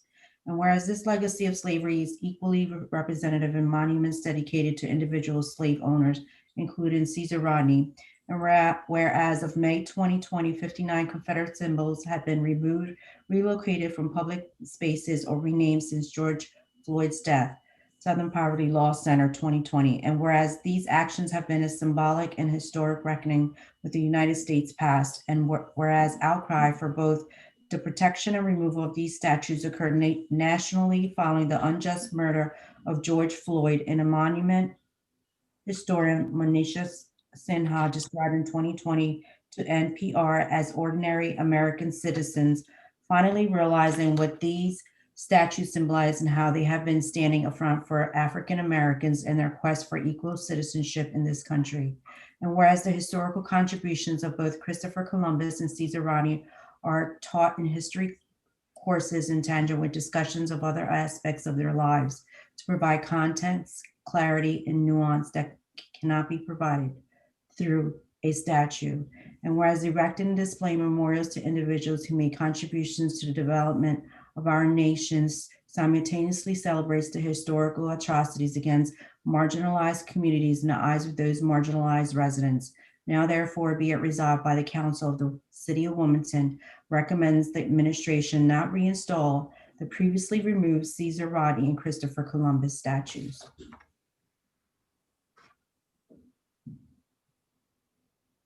Need a motion. I move this resolution be received, recorded, filed, and adopted by yea and nay vote. Second. It's been properly moved and second that the resolution be received, recorded, and filed and adopted by yea and nay vote. On the question?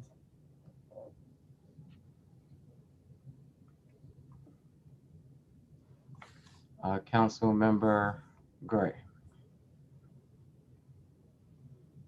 Thank you. I definitely agree with this resolution. I think these statues should not be returned to their original site. I think in committee, I was discussing that we really need to get together and present a proposal of what to do with the statues or how they should be stored or where they should go. Years ago, I was on the Wilmington Art Commission for quite a few years, so I really have an appreciation of art. And these were sculpted, one was sculpted by a man named Kelly and the other one came from Italy. So I appreciate the work that went into it by the artists that did it.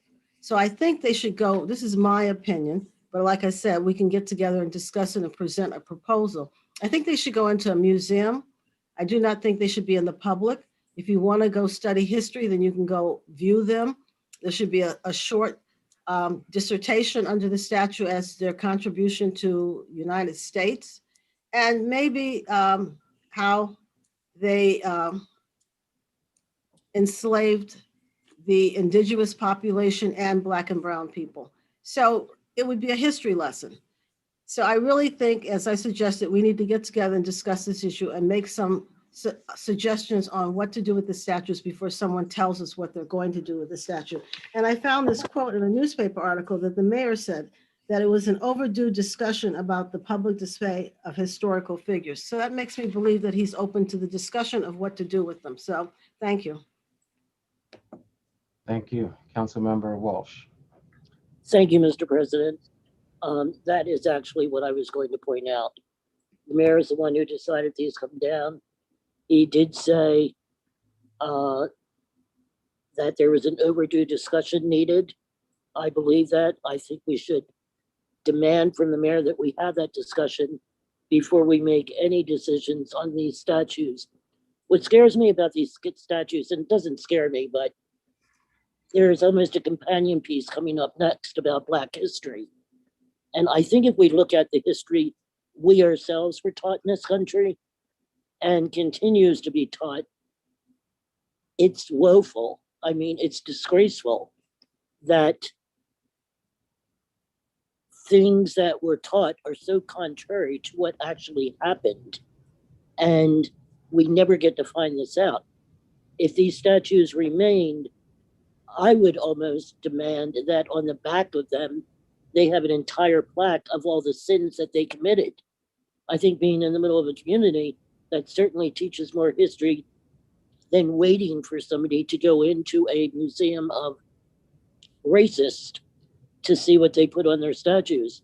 It always scares me when we walk away from things that have happened in our history, because there's actually a quote, and it's about Irish history, and it says that Ireland has no future as long as it's a past over and over and over again. And anybody who watches world news will see that a 20-year peace accord has now once again been blown up in Ireland, and they're all fighting each other again.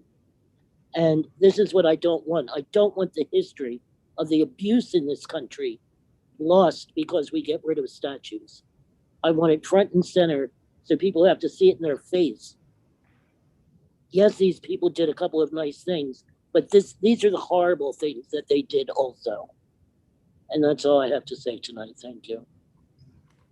Thank you. Councilmember Harley. Yes, Mr. President, thank you. What I have to share, I think, is in the same vein. It may not be all the same words, but maybe some as my two other council colleagues. But I just want to say that, we are living in a new day and time in our city and even in America, not to mention the brewing social and civil unrest that impacts more Black Americans than any other ethnic race at this time, due to many inequities. The main inequity, the double standards within law enforcement that have tentacles that connect to why these statutes were removed and replaced across America. So I believe that instead of putting statues back in the same place, I believe we as a city and a nation can use this time as an opportunity to build better relationships by having the conversation that may be uncomfortable, but is needed to decide what should be in Rodney Square to move race relationships in our city in a more positive direction. I have received several emails from individuals that have concerns about the statues being reinstalled, because it was stated that there will be conversations about the statutes, and there hasn't been any conversations yet. So having said that, as a representative for the 4th District, I believe it's equitable and honorable to put something in Rodney Square, the central footprint of downtown Wilmington, in my district, something neutral that all Wilmingtonians, when we visit, experience, and reflect on Rodney Square, can feel a sense of pride. Everyone should feel a sense of pride that pay taxes, who live and work in our great city, and especially downtown. And lastly, in support of individuals that it matters to, let's think about putting Caesar Rodney and these other statues in a respectful place, such as a museum, as Council Member Gray mentioned, to honor the statutes for those that deem it to be honored or its importance and as it relates to history. So I'm in support of putting something reflective in Rodney Square that's not offensive to any race. I hope our mayor will be in support of this suggestion. He said that we will have a conversation, and I have confidence that he will do that. So I will be supporting this resolution tonight, and I look forward to continuing this conversation. Thank you. Thank you. Councilmember Cabrera. Let me unmute myself. I did want to have a discussion about this. I think it is important that we recognize what is happening currently in our country, the feelings of everyone in our community. We have to understand that the people that were before us they lived according to those times. Slavery was wrong. Owning people was wrong. Bringing them to this country was wrong. And being reminded of that, if that is something that causes pain and anguish to the community, then I'm all for putting that piece of history elsewhere where it may not cause that pain. But at the same time, as a student of history, the reason people study history and the reason it's so important that we share history is so that we don't repeat the mistakes of the past. We also can't shut away what happened and what occurred. And we want people and our children and others to know that there was a time. We can demonize Caesar Rodney for owning slaves, but let's also remember that he freed them upon his death and mentioned in his will. That's not the only thing we should remember him for, because at that time, our whole nation was enslaved. We were enslaved by the British. And this man, probably fighting cancer, when he found out there was a tie in Philadelphia, and they did not want to pass the Declaration of Independence without a unanimous vote, he got on his horse and he rode 80 miles through a rainstorm to Philadelphia to sign the Declaration of Independence, which is what makes us this great nation that we are, a nation of freedom. Yet here we are with a movement to try to bring equality to all people in our nation, because in spite of all these years that have gone by, we are still enslaved in our nation when we don't treat everyone equally. When people are judged by their socioeconomic status, by the color of their skin, by their language. We are a land of immigrants. In fact, the people who came here to escape the tyranny of England, they were also immigrants, although they forget. And less than a year ago, because it's not the 19th yet, we had a leader in the White House leading our country who was professing the very things that divide us instead of uniting us. And we're still fighting that battle for lack of equality. So I have mixed feelings. As the special events coordinator for the city of Wilmington, the majority of the most prestigious events took place in Rodney Square. That statue was the backdrop. It's a beautiful statue. It reminds us of what Caesar Rodney did. But if it reminds people of the fact that he owned slaves and that causes pain, I'm all for putting it somewhere else. But we should think of these decisions when we make them, that we can't erase the history just by taking down statues. This is our history, as ugly as it may be. So what we need to do is have those discussions once and for all. Be that country that we say that we are. Be the city that we want to be, and have equality for all. But we can't forget how we got here and the sins of the past.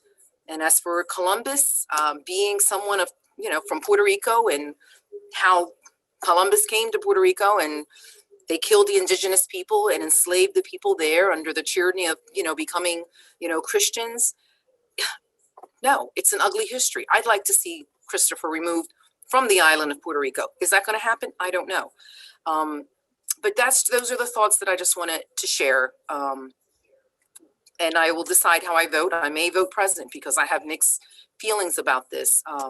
But certainly preserving our history, as ugly as it may be, is something that we cannot forget, because that reminds us not to repeat this history.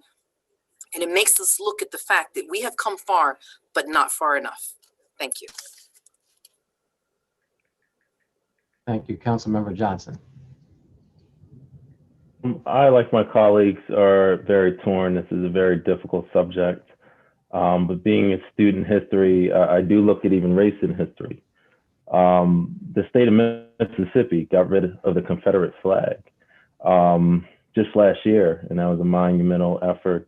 I actually know some of the folks that were involved in that effort, and it was some attorneys, civil rights activists, community leaders who made that happen. And Mississippi is the bedrock, the birthplace pretty much of slavery. So if Mississippi can change the state flag, in Delaware, we can change how we do things too. Caesar Rodney has a place in Delaware history, but is the place in the center of our city? That's the question we have to answer. Should it be renamed Freedom Square or something like that? Or it could be Bob Marley Square. You know, there's a lot of different candidates for naming the square, and it's just a name. Caesar Rodney should be remembered, but in a different way. So I think that's the conversation we need to have is, where should we recognize Caesar Rodney? It should be the place where we're unifying our city. And, you know, a lot of folks in the city, I believe, are against keeping it. So it is Councilwoman Harley's district, and I believe she's heard a lot from her constituents that they don't want it. And all of our districts pretty much touch Rodney Square. So I think that's the question we get to is, what do we do next? You know, we need, I believe, a leader. It needs to be a, you know, preferably a female, preferably a person of color, someone who will signify kind of the new Wilmington, the new state. And so that's kind of where I am on this. And, you know, this is a hard issue, but I think we should look at our history, but move forward as a people. And I think education comes down to, you know, making sure there's museums, making sure it's properly taught in school and at home, so that we remember what happened. I don't think we're ever going to forgive slavery, and we're still paying for slavery dearly. But I think we should look at how we can make everyone know that this is the real America, and actually, you know, we have started to live up to the promise to us over 200 years ago. So the more perfect union hopefully is here soon, but we have a lot of work to do. Thank you, Councilmember Oliver. Thank you, Mr. President.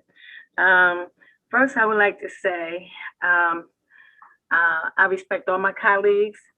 I don't care who votes yay or nay. That's your vote. That's your vote, and that's your right. However, I haven't received one email, one conversation in reference to Rodney Square.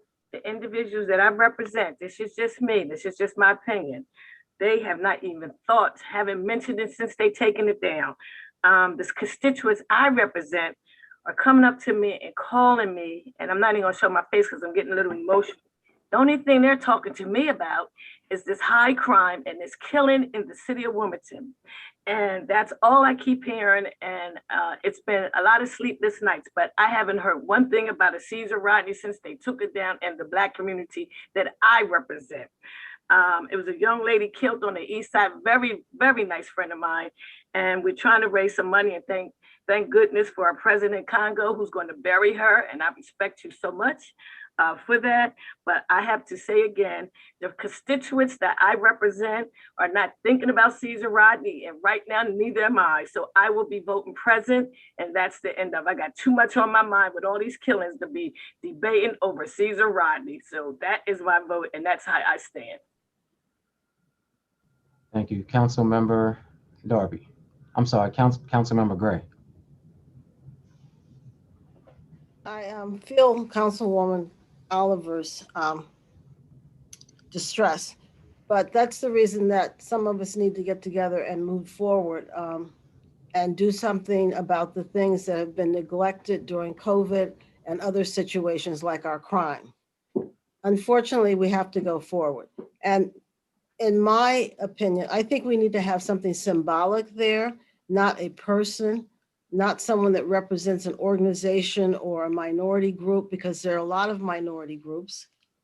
I just think a symbol would be better. And like I said, I used to be on the Arts Commission, and there's plenty of artists and ideas that we could solicit. The money is another thing, but that's just my comment about that. Thank you, Councilmember Darby. Thank you, President. I just want to say that I'm in full support of this resolution. I'm not torn in any way, and I feel like it's not about forgetting history, but to make sure we have, and I think we deserve, symbols of love in our community, and we can't idolize hate. And I think for me, I can tackle more than one thing at a time. I was born and raised in the city of Wilmington, been impacted by crime for my whole life. I know people who have died personally every day, who's getting shot, who's in the mix, and I feel like I can care about this issue and care about that issue. So I care about the crime in my community, and I care about making sure that we have symbols of love in our community, and that we make sure that we're not idolizing people in history. And it's not saying to erase them or to negate them, but they deserve to be in a just maybe mentioned a few times in the history book. But Caesar Rodney, I'm not torn at all about having someone like that in our park. So it's a dead. I vote in support for this. There's no torn in my heart for this. Thank you. Thank you. Let's see, anyone else with their hands raised? Yes, I also I have no mixed feelings about this. Absolutely, those statues should not go back to where they were. It would divide our city, and that is not what we need right now. So we have to take a stand on this. There are other issues that we also need to address, but right now we're talking about these statues. There's no place for those statues in any public place in our city. They are not heroes. America has never taught a true history, so I don't think we can depend on that ever happening. Those statues go back up. It's going to definitely instill mental trauma on our residents, and we are a city of Black and brown, 70% Black and brown, and for that reason, and for other reasons, there are also other nationalities and races that don't support those statues going back up, because they're able to empathize with how some of us feel and how some of us would feel if those statues were reinstalled. So I do want to thank my council colleagues who will support this resolution. I thought it was extremely important for us to have the conversation and to let the administration know how we feel.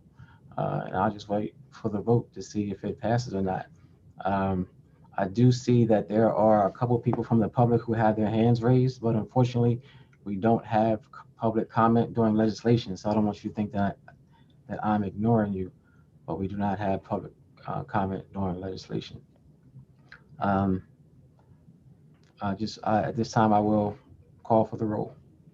Councilwoman Gray, Yes. Councilwoman Darby, Yes. Councilwoman Oliver, Present. Councilwoman Harley, Yes. Councilwoman Fields, Present. Councilwoman McCoy, Yes. Councilman Johnson, Present. Councilman Field. No. I'm sorry, excuse me. No. Thank you. Councilwoman Cabrera, Present. Councilwoman Dixon, Yes. Councilman Spadola, Present. Councilwoman Walsh, Present. President Congo. Yes. 6 yeas, 6 present, and 1 nay. It's defeated. Declare defeated.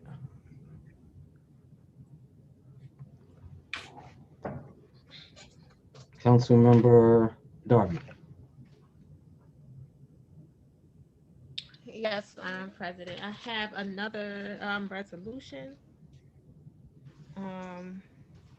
Mr. President, I have a resolution to present. Resolution 21-026, Agenda 0051, whereas Regulatory Implementing Order 502, alignment of local school district curricula to the state content standards, provides a process through which all Delaware school districts demonstrate their This resolution be received, recorded, and filed and adopted by a yea and nay vote. So move. Second.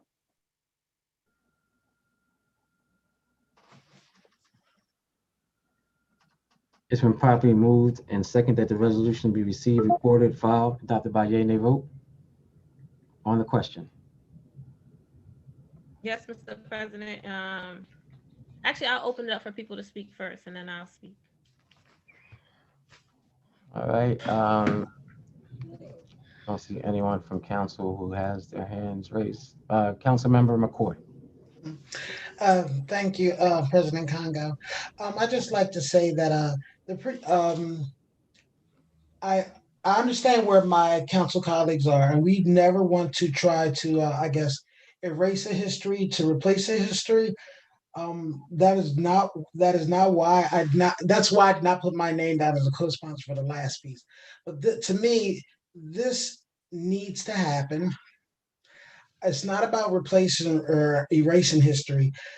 The Black history, we have actually been a part of history since we've been um, brought here to the United States. We have always been part of the history.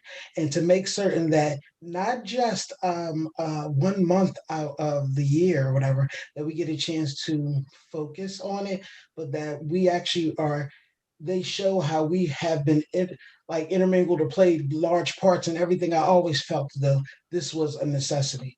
So I am always about making certain that everyone's history is actually told. Now, some people's history may not be great, but they could go in the museum. This right here, we need to make certain that not only are our teachers able to teach it, but that we even correct textbooks to reflect it.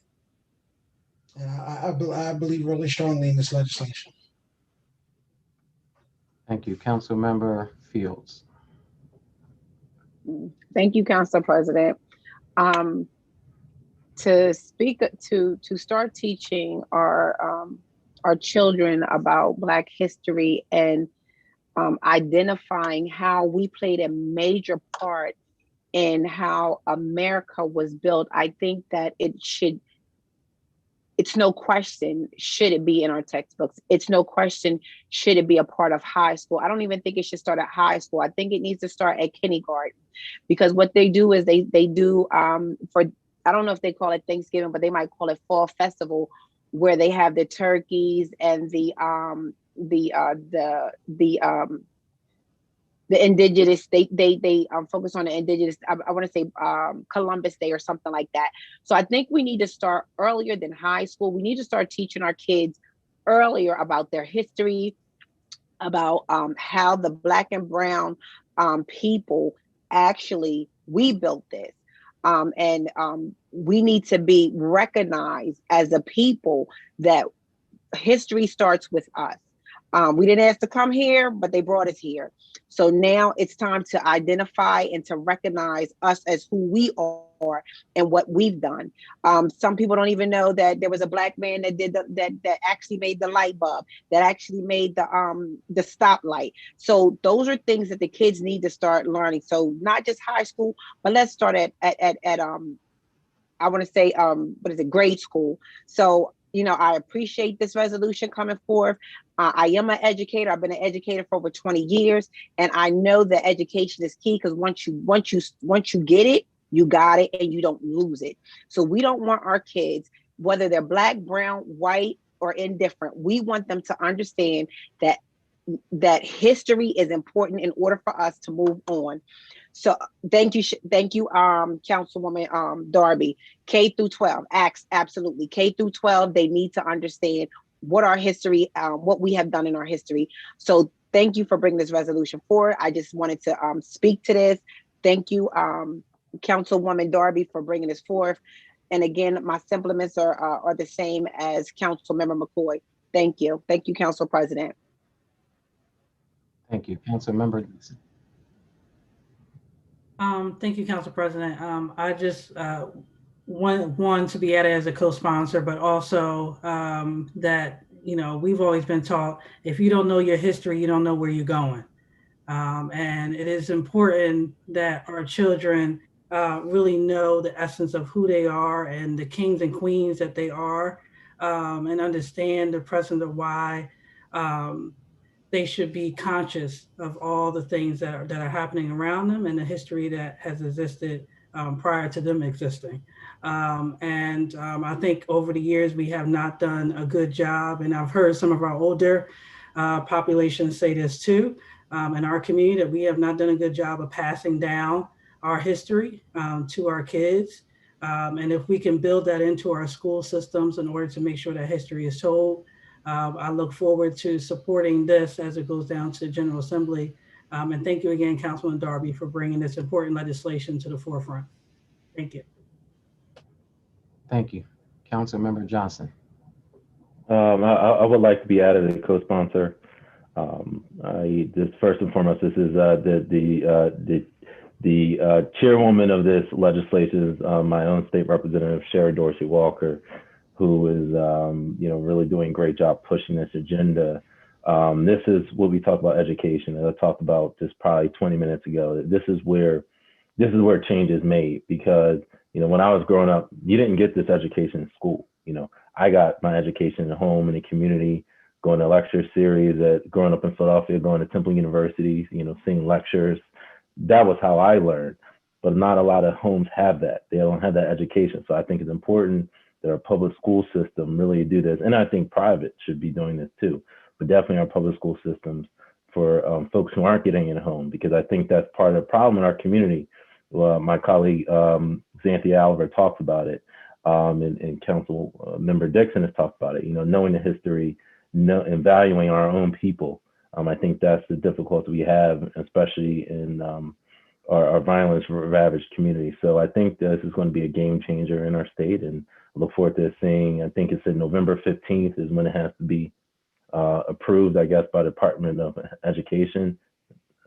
That's going to be a game changer. So I'm looking forward to hopefully helping get it over the finish line by July 1st. Thank you. Councilmember Cabrera.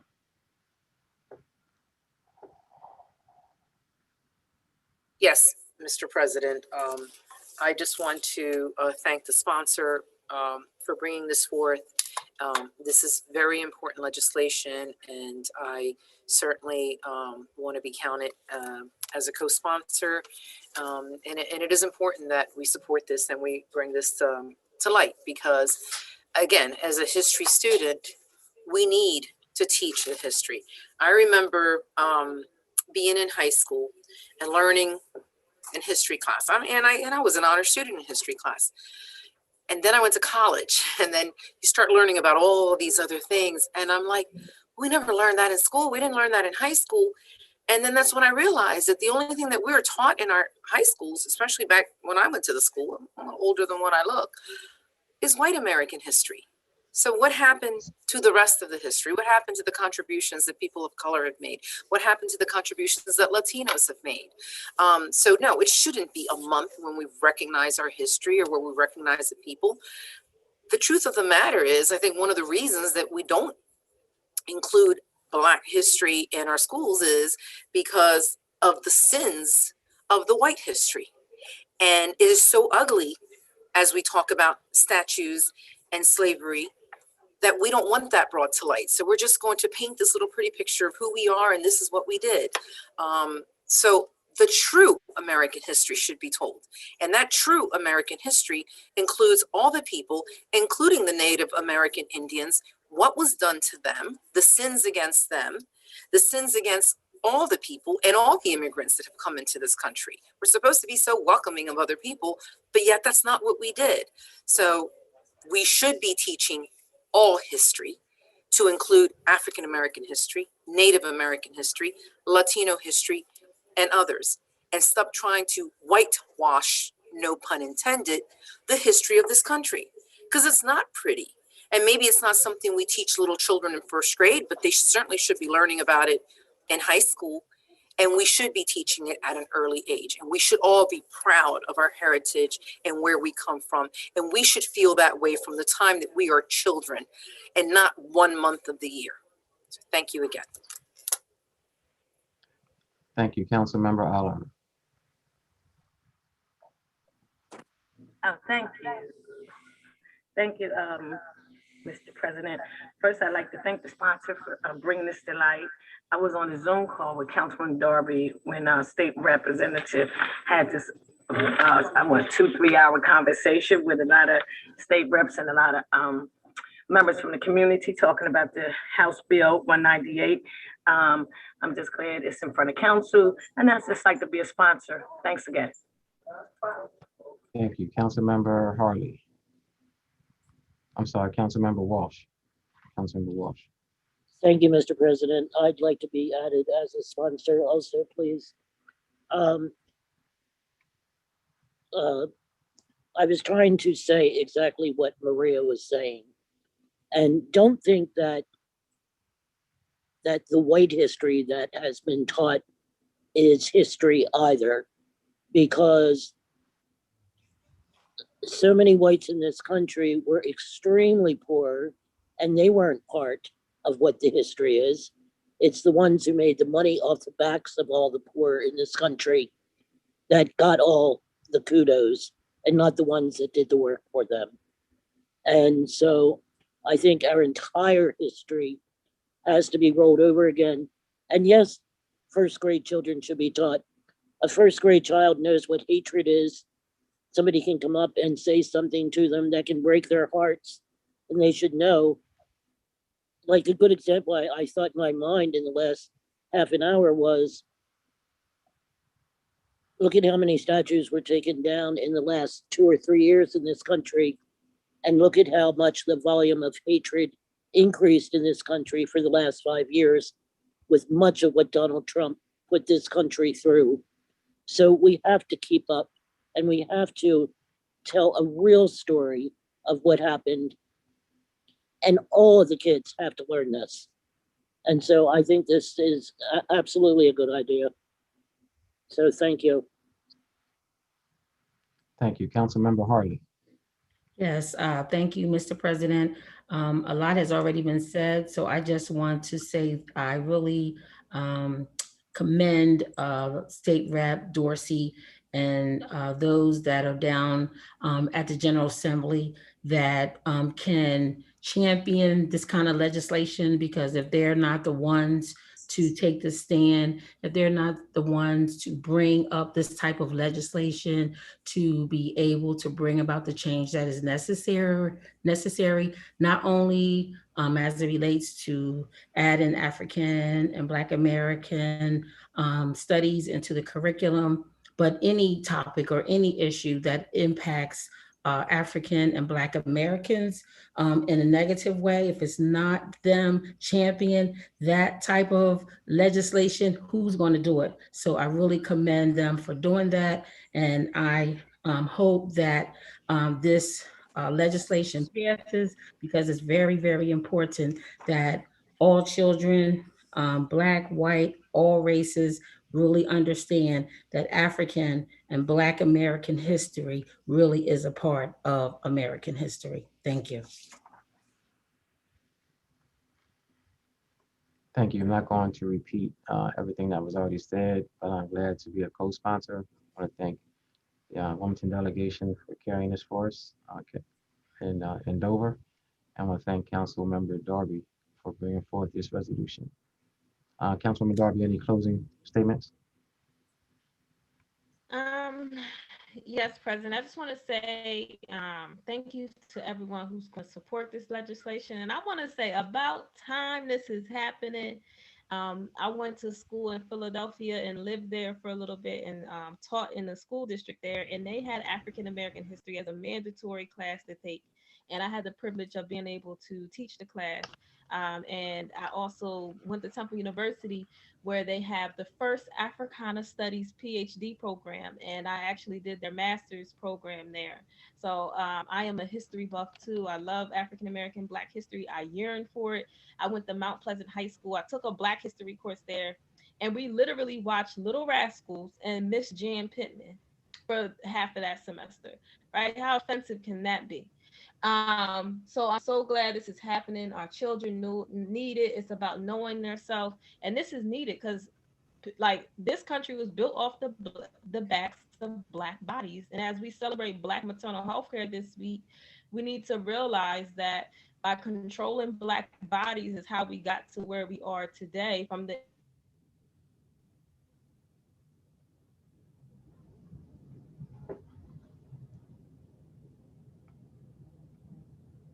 Councilmember Darby, your audio went out. I'm not sure if you can hear us.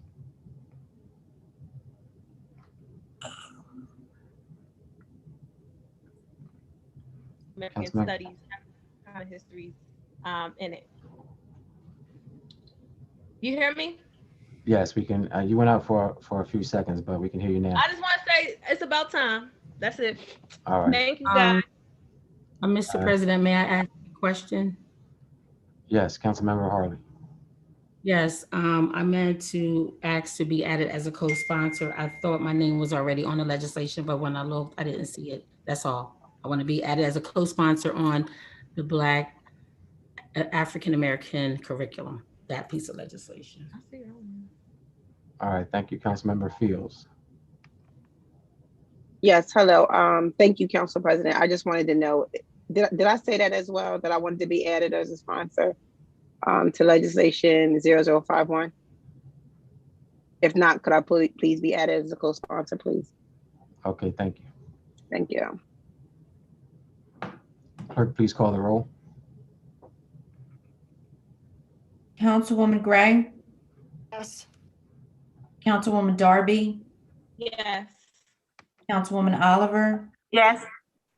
Councilwoman Harley, Yes. Councilwoman Fields, Yes. Councilwoman McCoy, Yes. Councilman Johnson, Yes. Councilman Field, Yes. Councilwoman Cabrera, Certainly, yes. Councilwoman Dixon, Yes. Councilman Spadola, Yes. Councilwoman Walsh, Yes. President Congo. Yes. 13 yeas. Declared adopted. Councilmember Oliver. Yes, Mr. President, I have a resolution to present. Resolution 21-027, Agenda 0052, whereas 15 states have legalized recreation marijuana sales. Neighboring New Jersey passed its law in February 2021, and New York passed it in March 2021. The experiences of these locales I move this resolution be received and recorded and filed and adopted as a yea and nay vote. Second. It's been properly moved and second that the resolution be received, recorded, filed, and adopted by yea and nay vote. On the question? Thank you, Mr. President. This resolution is being presented by the City Council for council review approval. The resolution urges the Delaware General Assembly and the governor to support legalizing recreational marijuana. Representative Ed, what is it? What is his name? Ed, I always call him Ed, but it's Sing Whiskey, something of that nature. ONC, I'm sorry. Very nice guys, introduced it a couple of times, but it looks like this time he is going to have the votes. And it's a resolution that's overdue. We already know the history of individuals of different colors being locked up, serving unnecessary time. And it's different states like New York. Hopefully we can follow in their footsteps and grant the distribution of marijuana. So without further ado, that's all I have to say about it right now.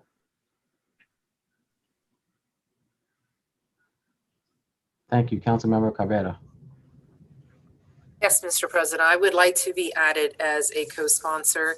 And I just want to comment because, I mean, I just understand what is going on with the state. Aside from all the medical health benefits and the fact that, you know, we are not criminalizing anymore, thank God, but we're still holding people, you know, when they have marijuana on them, if they don't have their medical card. You know, I remember the time of prohibition when drinking and alcohol wasn't allowed and everything that this nation went through. People are always going to find a way to do what they need to do. You know, we look at the opiate crises in our country. Legalize drug peddling by the pharmaceutical companies. Legalize. That's what they do. That's what Big Pharma does. Push and peddle legal drugs that make people sick, that make people become addicts, that honestly makes them unhealthy 90% of the time because they're so busy pushing the drugs that they don't look at holistic and other ways to treat the illness. Number one, what you put in this mouth, the food you put in this mouth, the things that make you ill, and the pollution and everything that we have going on right here. But yet We will stand against legalizing cannabis, which it seems like we don't even know if this is going to have the support that it needs, you know, and then let's look at the other end, the economics of it. This is a revenue. It brings in revenue to the states. We've seen what other states have done, and it has been a very positive interaction. So I feel that we should support this as a state, not only just the city council, and that we can see good things, and that money can be put into programs and ways to educate and help our youth and to actually prevent drug addiction instead of demonizing people who use something, either whether it's for recreation or for health reasons. So it's my 2 cents, and I would like to be a sponsor. Thank you, Councilman Johnson. I would like to be added as a co-sponsor. I appreciate Councilmember Oliver taking the lead. HB 150 finally has to pass. I think everyone's going to say the same thing about it being due. But, you know, this was originally, the iteration was HB 110, which was sponsored by State Rep Helene Keeley. And I was a supporter of it back then, and it still didn't get over the hump. So this should be a no-brainer. This is, the criminal justice impact is great. Despite it being decriminalized, I couldn't tell you how many people I've seen trapped in the system. I've seen kids being taken out of the parent's home and put in foster care because of marijuana. So it's a deep systemic problem, and the biggest obstacle, honestly, is special interest. There are huge special interests that don't want to see this happen. They don't want to see communities of color not over-policed. And they don't want to see their, you know, pharmaceutical industry change, but it has to change. It's too much benefit for our state, especially our tiny state. New Jersey just did it. Pennsylvania, we don't know. Maryland, I believe, is on the way. So we are going to be left behind. And when we look around all of our council districts and people are struggling to work, we have an industry that could provide millions of dollars. And especially in Black and brown communities, we can have entrepreneurs and new agriculture, even downstate. It's so much impact. That alone should make somebody want to do it. And I understand that people will say, well, we can't test for marijuana and people driving. Look, people still do it now. So that's just a fallacy. It's something they throw out there, but people still do it now. They have ways to look and see if somebody's inebriated. That is not going to change if this law passed. So let's use our common sense. Let's use our might. I'm not sure where Council President stands on this, but we need to all be behind this and get it over the hump. Because look, if it doesn't pass this year, it probably won't pass next year. To be honest, it's an election year, so it probably won't pass next year. So let's get it through this year. We got to July 1st. So thank you. Thank you, Councilmember Gray. Thank you, Mr. President. Well, I think everyone's just about said everything, and the public speakers referred people to the Delaware Cannabis Network, and I think that's a good idea. If you need additional information, if you have any questions about the validity or, the validity or the essential medical points about cannabis use. Economic value cannot be denied.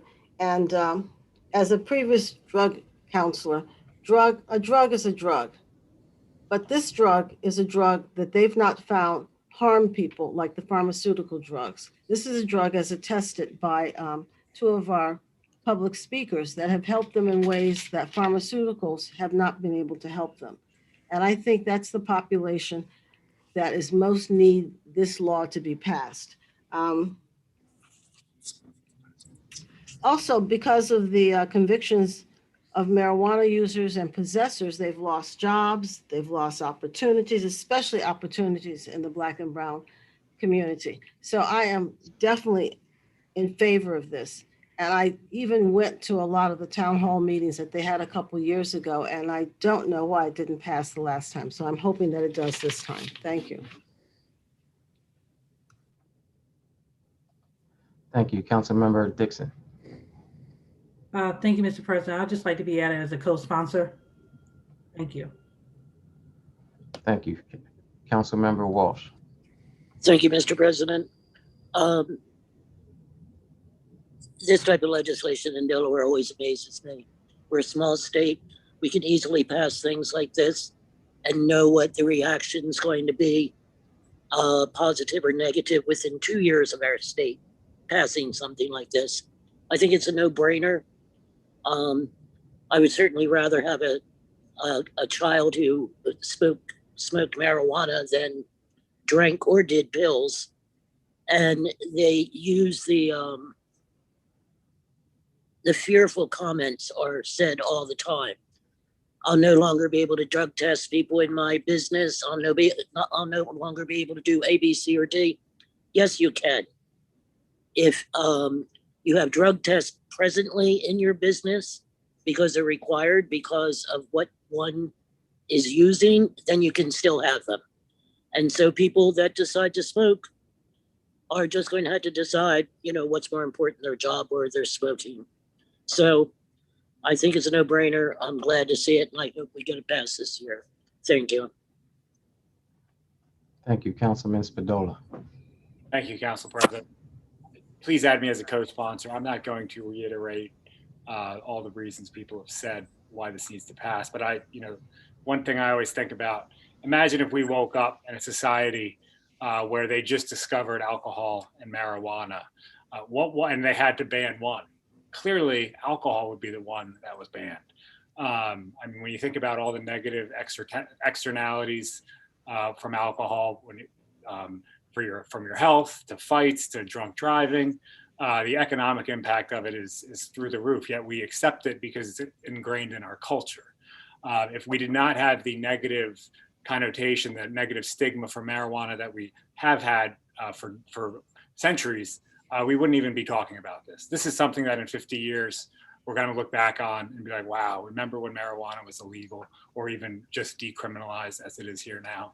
And to echo Councilwoman Cabrera, I hope we get to a place where when you go to a doctor and you have a headache or you're recovering from an accident, they go with marijuana before Percocet. The pills are the devil. As a former police officer, you see so many people that, they're using heroin because they got hooked on pills from an accident. We got to get away from the pharmaceutical industry, focus on the naturals. And this is, the bill's not perfect. I agree with business owners do need to be able to, choose. And that, if a business owner wants, no marijuana use, I think, that's something that, we definitely need to, have a deeper conversation about. Obviously, nobody should be at work intoxicated. But we must bring the business industry to the table and take their concerns into account. So thank you, everybody. Thank you. Councilmember Gray. If I'm not a co-sponsor, I'd like to be added as a co-sponsor. And I just wanted to add one other thing, that out west and in Europe, they're even using marijuana to rehab drug addicted persons. It reduces the anxiety and the depression. So that's another use for cannabis, the mental health use. Thank you. Thank you. I would also like to be added as a co-sponsor. And back to you, Council Member Oliver. Thank you, Mr. President. For clarification on the third whereas clause, I think we mentioned this before, Delaware auditor, it should not be Kathy Jennings, it should be Kathy McGinnis. So if we can make that correction. And with that being said, I'd like to call for a yay, nay vote. Clerk, please call for the roll. Councilwoman Gray, Yes. Councilwoman Darby, Yes. Councilwoman Oliver, Yes. Councilwoman Harley, Yes. Councilwoman Fields, Yes. Councilwoman McCoy, Yes. Councilman Johnson, Yes. Councilman Field,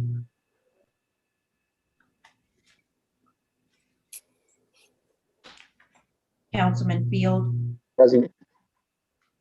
Councilwoman Cabrera, Yes. Councilwoman Dixon, Yes. Councilman Spadola, Yes. Councilwoman Walsh, Yes. President Congo. Yes. 12 yeas and 1 present. Declared adopted. Thank you, Mr. President. I have another resolution to introduce.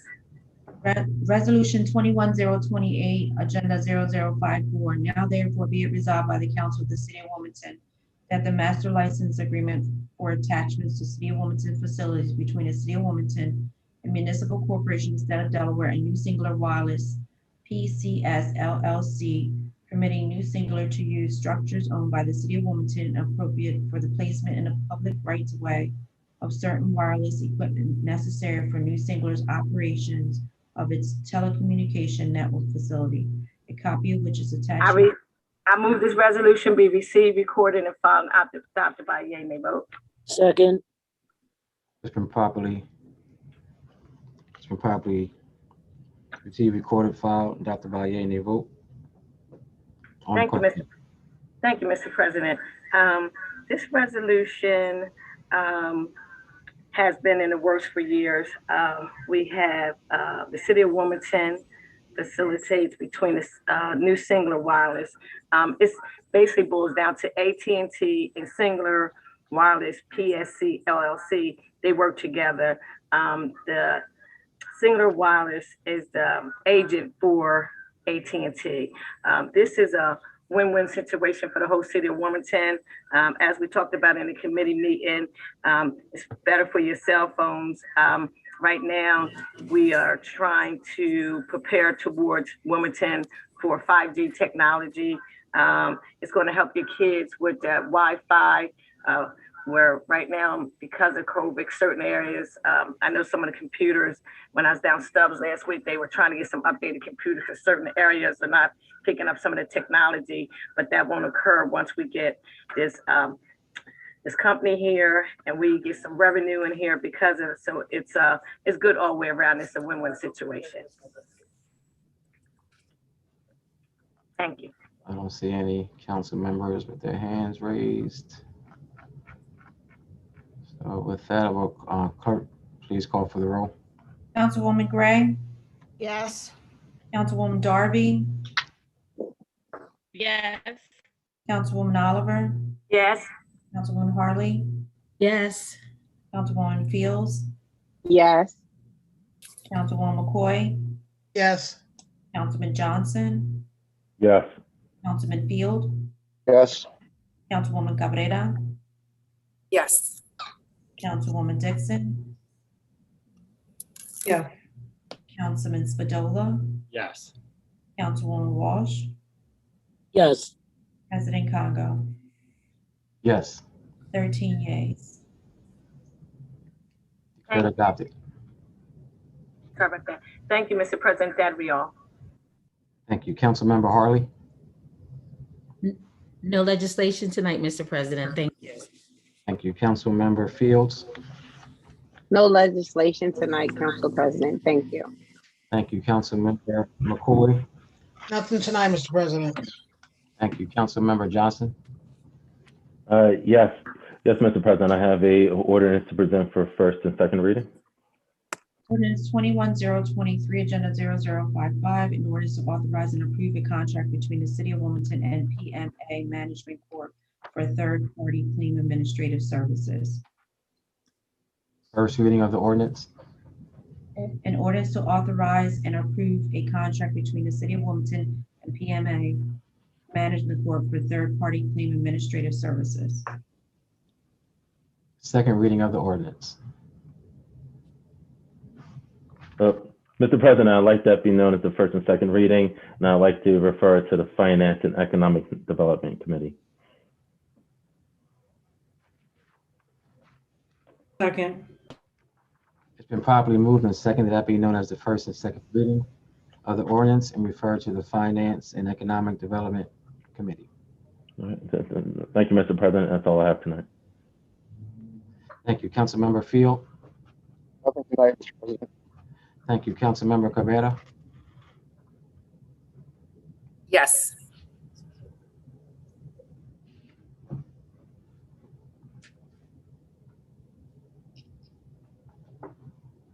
Resolution 21029, Agenda 0056, whereas neighborhoods in the City of Wilmington were negatively impacted by the construction of Interstate 95 during the early 1960s through its completion in 1968. Several neighborhoods saw new physical barriers and divisions to their neighborhoods as a result of the construction of the new federal highway. Hundreds of residents were displaced. Businesses, theaters, and houses of worship were also displaced. The new physical divides in some ways mirrored in racial, social, and economic divides growing in the city during a period of great turmoil and unrest. And whereas the city of Wilmington was home to the longest occupation of the National Guard following the short-lived riots after the death of Reverend Dr. Martin Luther King Jr.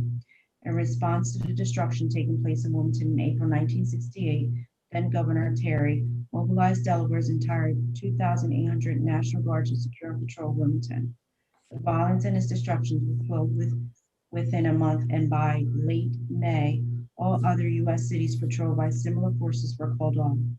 Wilmington remained occupied with nightly patrols of armed troops driving through the streets of Wilmington.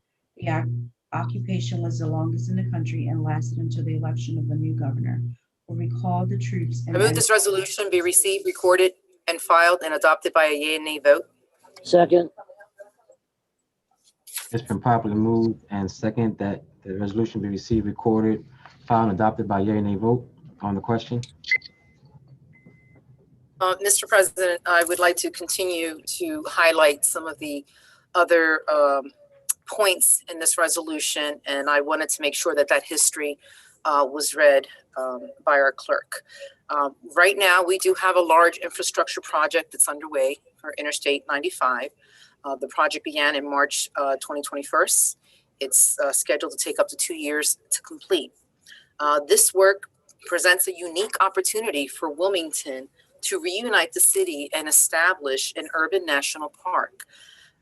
The Delaware Department of Transportation has expressed its willingness to explore the feasibility of the proposed project.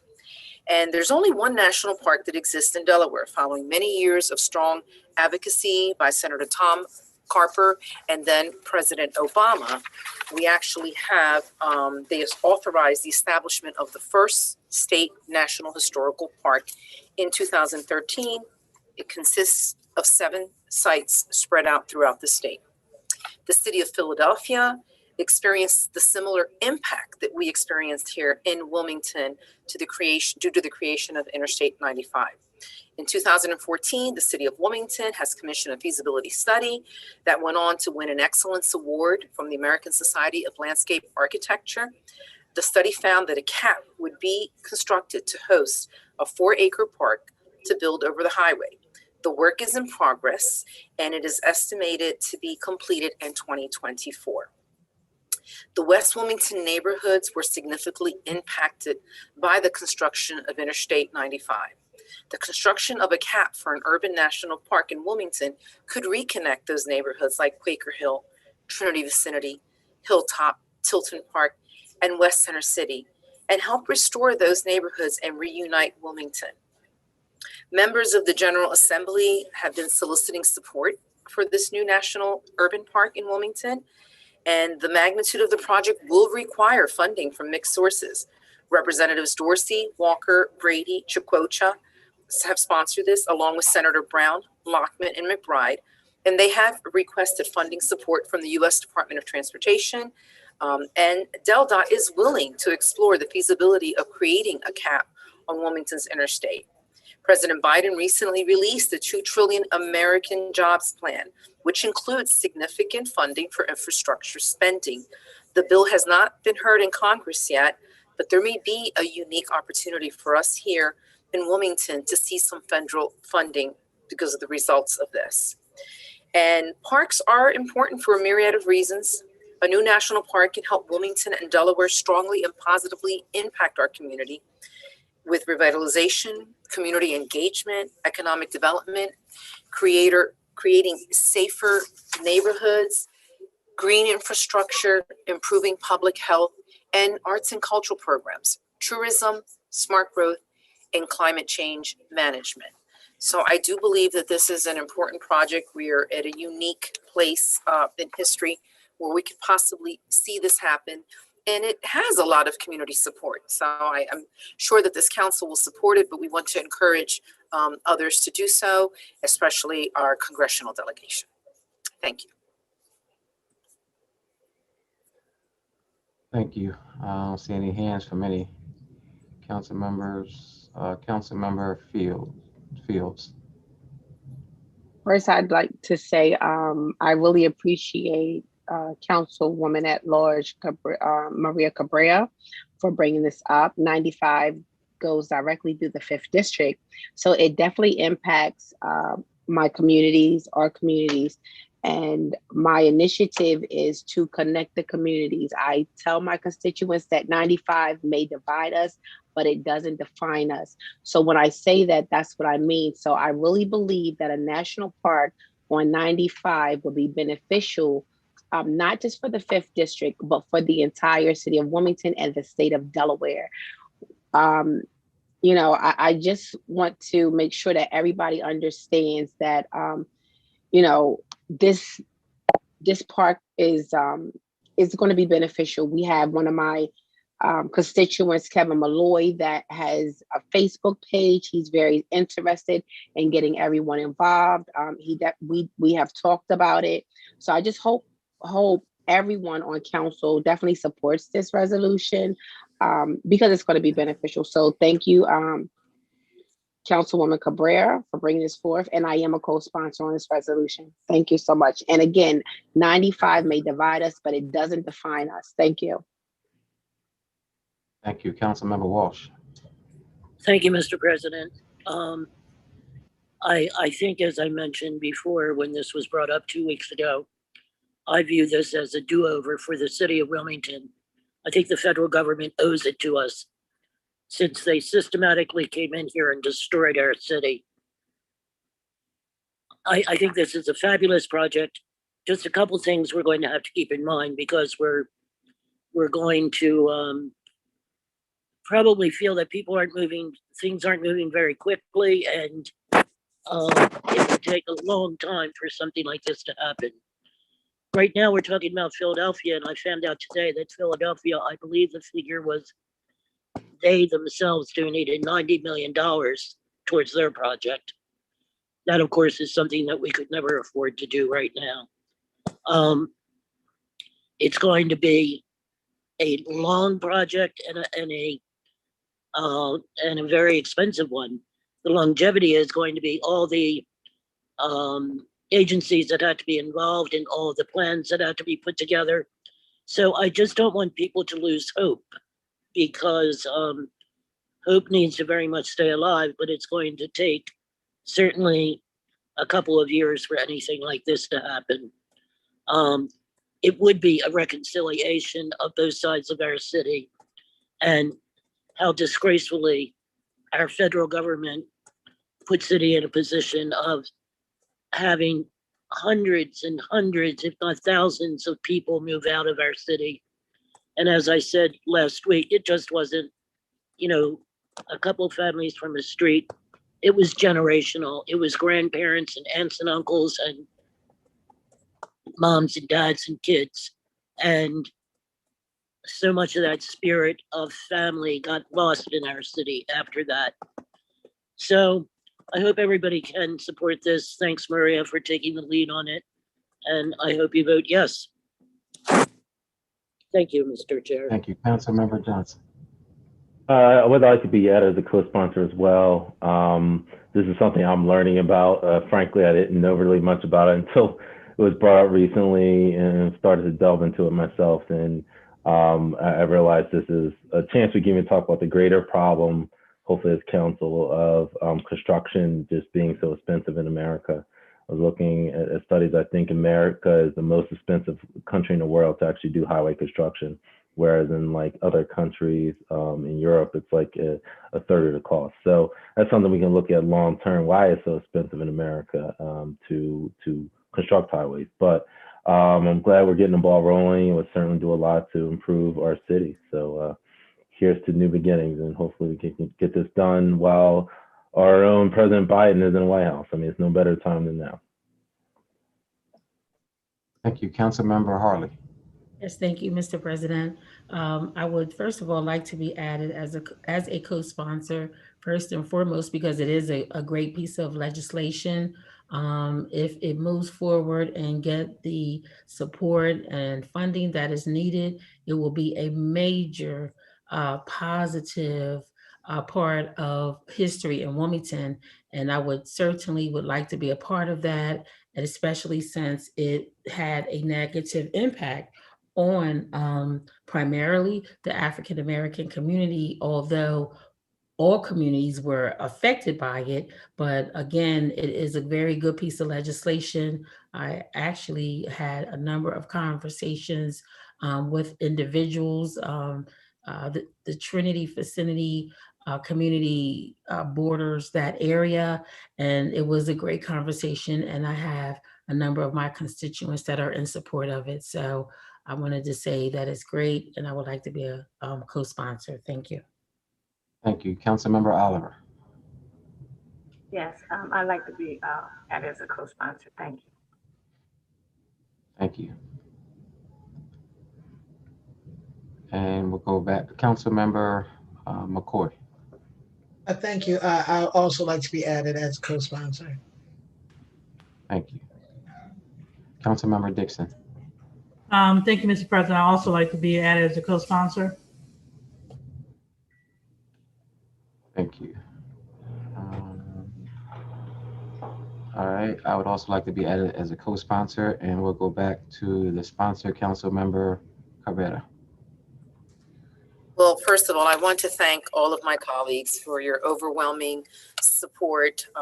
I know this is something that would really benefit the city of Wilmington, and we should not be discouraged by the amount of money that this would cost. As it is in Philadelphia, it is a $225 million project. But think of this, we are the corporate capital of the world. Right adjacent to 95, 2 blocks away in Trinity vicinity, you have the corporate icons. You know, you have Blue Cross Blue Shield, you have Capital One, we have Chase. These people are all incorporated here. There's no reason why we shouldn't be able to get that local support. And as mentioned by Councilman Johnson, we are in a unique position. This is the first state. This is the home of our president. So if we cannot get things done now and take advantage of this opportunity, then shame on us for not asking hard enough and not holding him accountable as well. I do want to remind people of the page, I Vision for 95. Please go on there, sign on board, be a supporter. I know that we can do this collectively and together. So with that said, I want to thank each and every one of you, my council members, for supporting this, for the community that keeps pushing forward. And again, keeping the history alive and teaching people that where we are now, things happen, but we can correct some of the sins of the past and make it better. So I will now call for a yay and nay vote.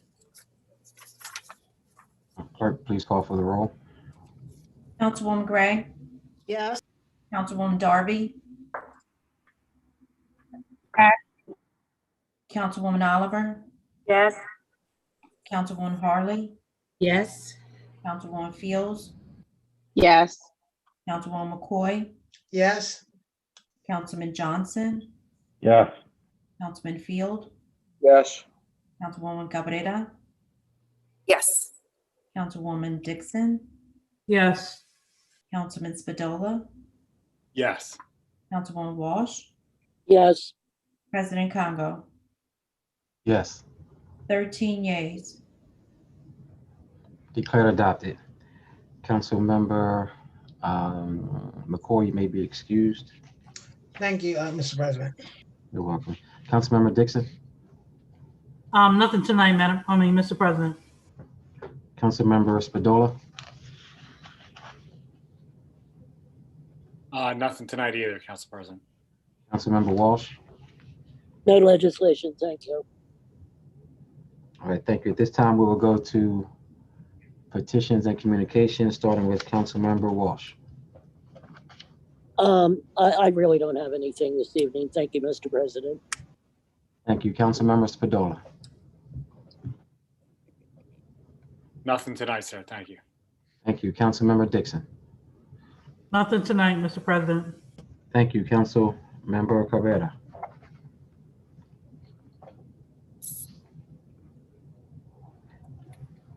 call on me, Mr. Yes, President? yes, Councilmember Cabrera. You're going backwards. You always do. Listen, Council President Trippy, you try to trip me up here. But I did want to mention that this Saturday is the kickoff of the Roberto Clemente League. And I do believe that starts maybe 10 a.m., 11 a.m. Didn't have a chance to look it up, and wanted to remind folks of that. And just again, keep reminding people the vaccinations, COVID, stay safe, practice social distancing, and just be there, check on your neighbors, see how things are going, check on the mental health of your children, and see if a senior might need groceries, might need something.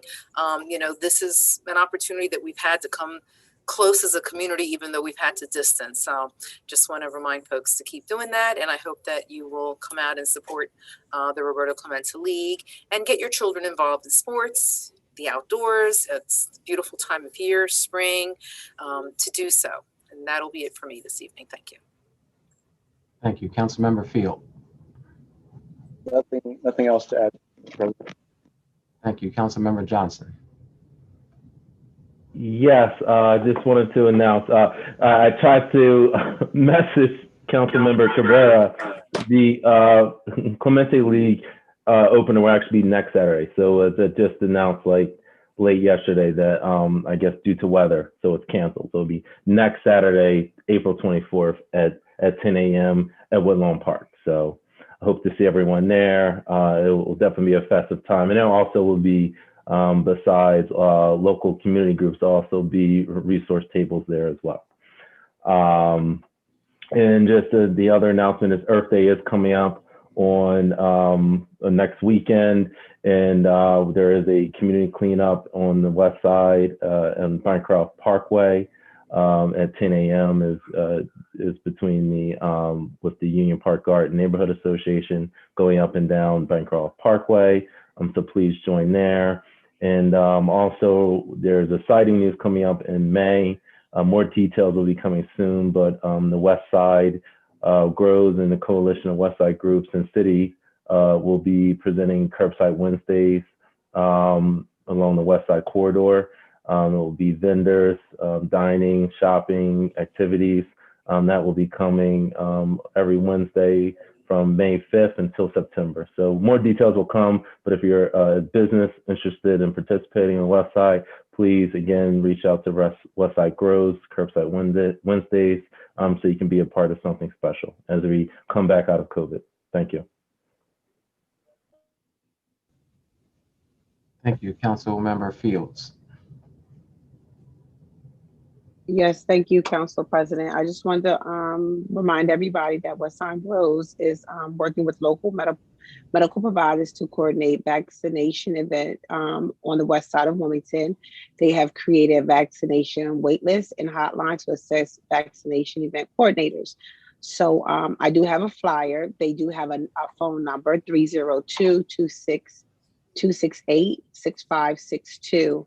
Hold on for 1 minute. And sorry about that, I had it up. I think the email basically stated that on April the 20th, they will be doing vaccinations. It will be Moderna. And then if they receive it on the 20th, their next time to come in for their vaccination will be May 18th. That is it. I'm just going to ask everybody to continue to stay safe. Whether you receive your vaccination or not, please remember to still sanitize and still wear your mask. It's very important that we stay safe so that we can continue, so that we can move forward to opening up. That's it. Thank you, Council President. Thank you. Councilmember Harley. I have one quick announcement. The city of Wilmington is going to do an all-city cleanup. I communicated with Jen Prado to reach out because there were a number of communities in the 4th district that were thinking about doing a community cleanup. And since I had not heard anything, I reached out to her. So the date has not been revealed, but the purpose of me mentioning it is just in case some communities are thinking about it, then they may want to wait to get the information from the city of Wilmington as it relates to an all-city cleanup. That's all I have, Mr. President, and may I be excused? Yes, you may be excused. Thank you. Thank you. Councilmember Oliver. Thank you, Mr. President. I just wanted to make a couple announcements. This Saturday, April the 17th from 9 to noon, we will be providing, the state will be providing the second dose of Pfizer down to People's Settlement. If anyone's welcome to come down there to help out. So this is just for individuals who have already taken their first dose. It's not going to be any additional doses added. So whoever has taken their first dose, the second dose is this Saturday. We made some phone calls, but if some people didn't answer their phone, hope they make it. Also, April the 22nd, we have a East Side cleanup for the Helen Faden garden at 10th and Pine, and we will have police officers out there to assist with us. So we want to clean up that garden. It's not looking well. And the lady who Miss Brown used to really keep it up, but she's getting up in age. So she's not able to do it. And some of her volunteers up in age. So the garden really looks bad and she's always kept it up. So working in conjunction with state representatives, Stephanie T. Bowden and some other individuals, we're going to go clean it up on April the 22nd. That's all I had to say for this evening. Thank you so much. Thank you. Councilmember Darby. Yes, thanks, President. I do have one update on this Sunday. Let me see the time. This Sunday at 12 noon, Councilwoman Michelle Harley and I will be at ShopRite doing a reusable bag giveaway with Dunrack. So we'll be circulating flyers in the next few days. But yeah, if you need any reusable bags, meet us at the ShopRite at 12 o'clock down at the riverfront. And we'll be giving out reusable bags with Dunrack. Thank you. Thank you. Councilmember Gray. Thank you, Mr. Chair. Well, I don't have any news locally, but I have good news from the feds. The federal bill HR 40, which is the Commission to Study and Develop Reparation Proposals for African Americans, was passed out of the Judiciary Committee yesterday. From 1989 to 2007, it's been introduced every year into the committee, and it has never gotten out of the committee. So now it's cleared the Judiciary Committee for the first time in history, and it's going to the House floor for markups and a vote. So maybe trickle down in a couple months, maybe a year, the commission will have done their study and we'll know what reparations are. Thank you. Thank you. I just have one announcement. The Stop the Violence prayer chain presents Laughter is Good for the Soul. Special guests Ken Huff and Mr. Goodwood. Masks are required. It's a free roll offering. Adults and children are welcome. That's going to be Friday, April the 23rd at 7 p.m. It's going to take place at the Stop the Violence Prayer Chain Community Center. That's at 103 Unit A, Rogers Road in Wilmington. And that is brought to you by Pastor Margaret Guy. I just want to thank Margaret Guy and all of her team for continuing just to provide outreach and prayers for our city. I want to thank everyone else. Quickly, I see that Tanya Paoli has her hand raised, but unfortunately we do not have public comment at this time. So Ms. Paoli, I don't want you to think that I am ignoring you. All right, I want to thank everyone who joined us this evening. If you ever want to contact City Council, please call us at 302-576-2140. Again, our number is 302-576-2140. Thank you again, everyone. Have a great week. Make a motion to adjourn. So moved. So moved. Second. It's been probably moving second to adjourn. All those in favor signify by saying aye. Aye. Aye. Any opposed? Motion carried. Meeting adjourned. Thank you, everyone. Good night. Good night. Good night.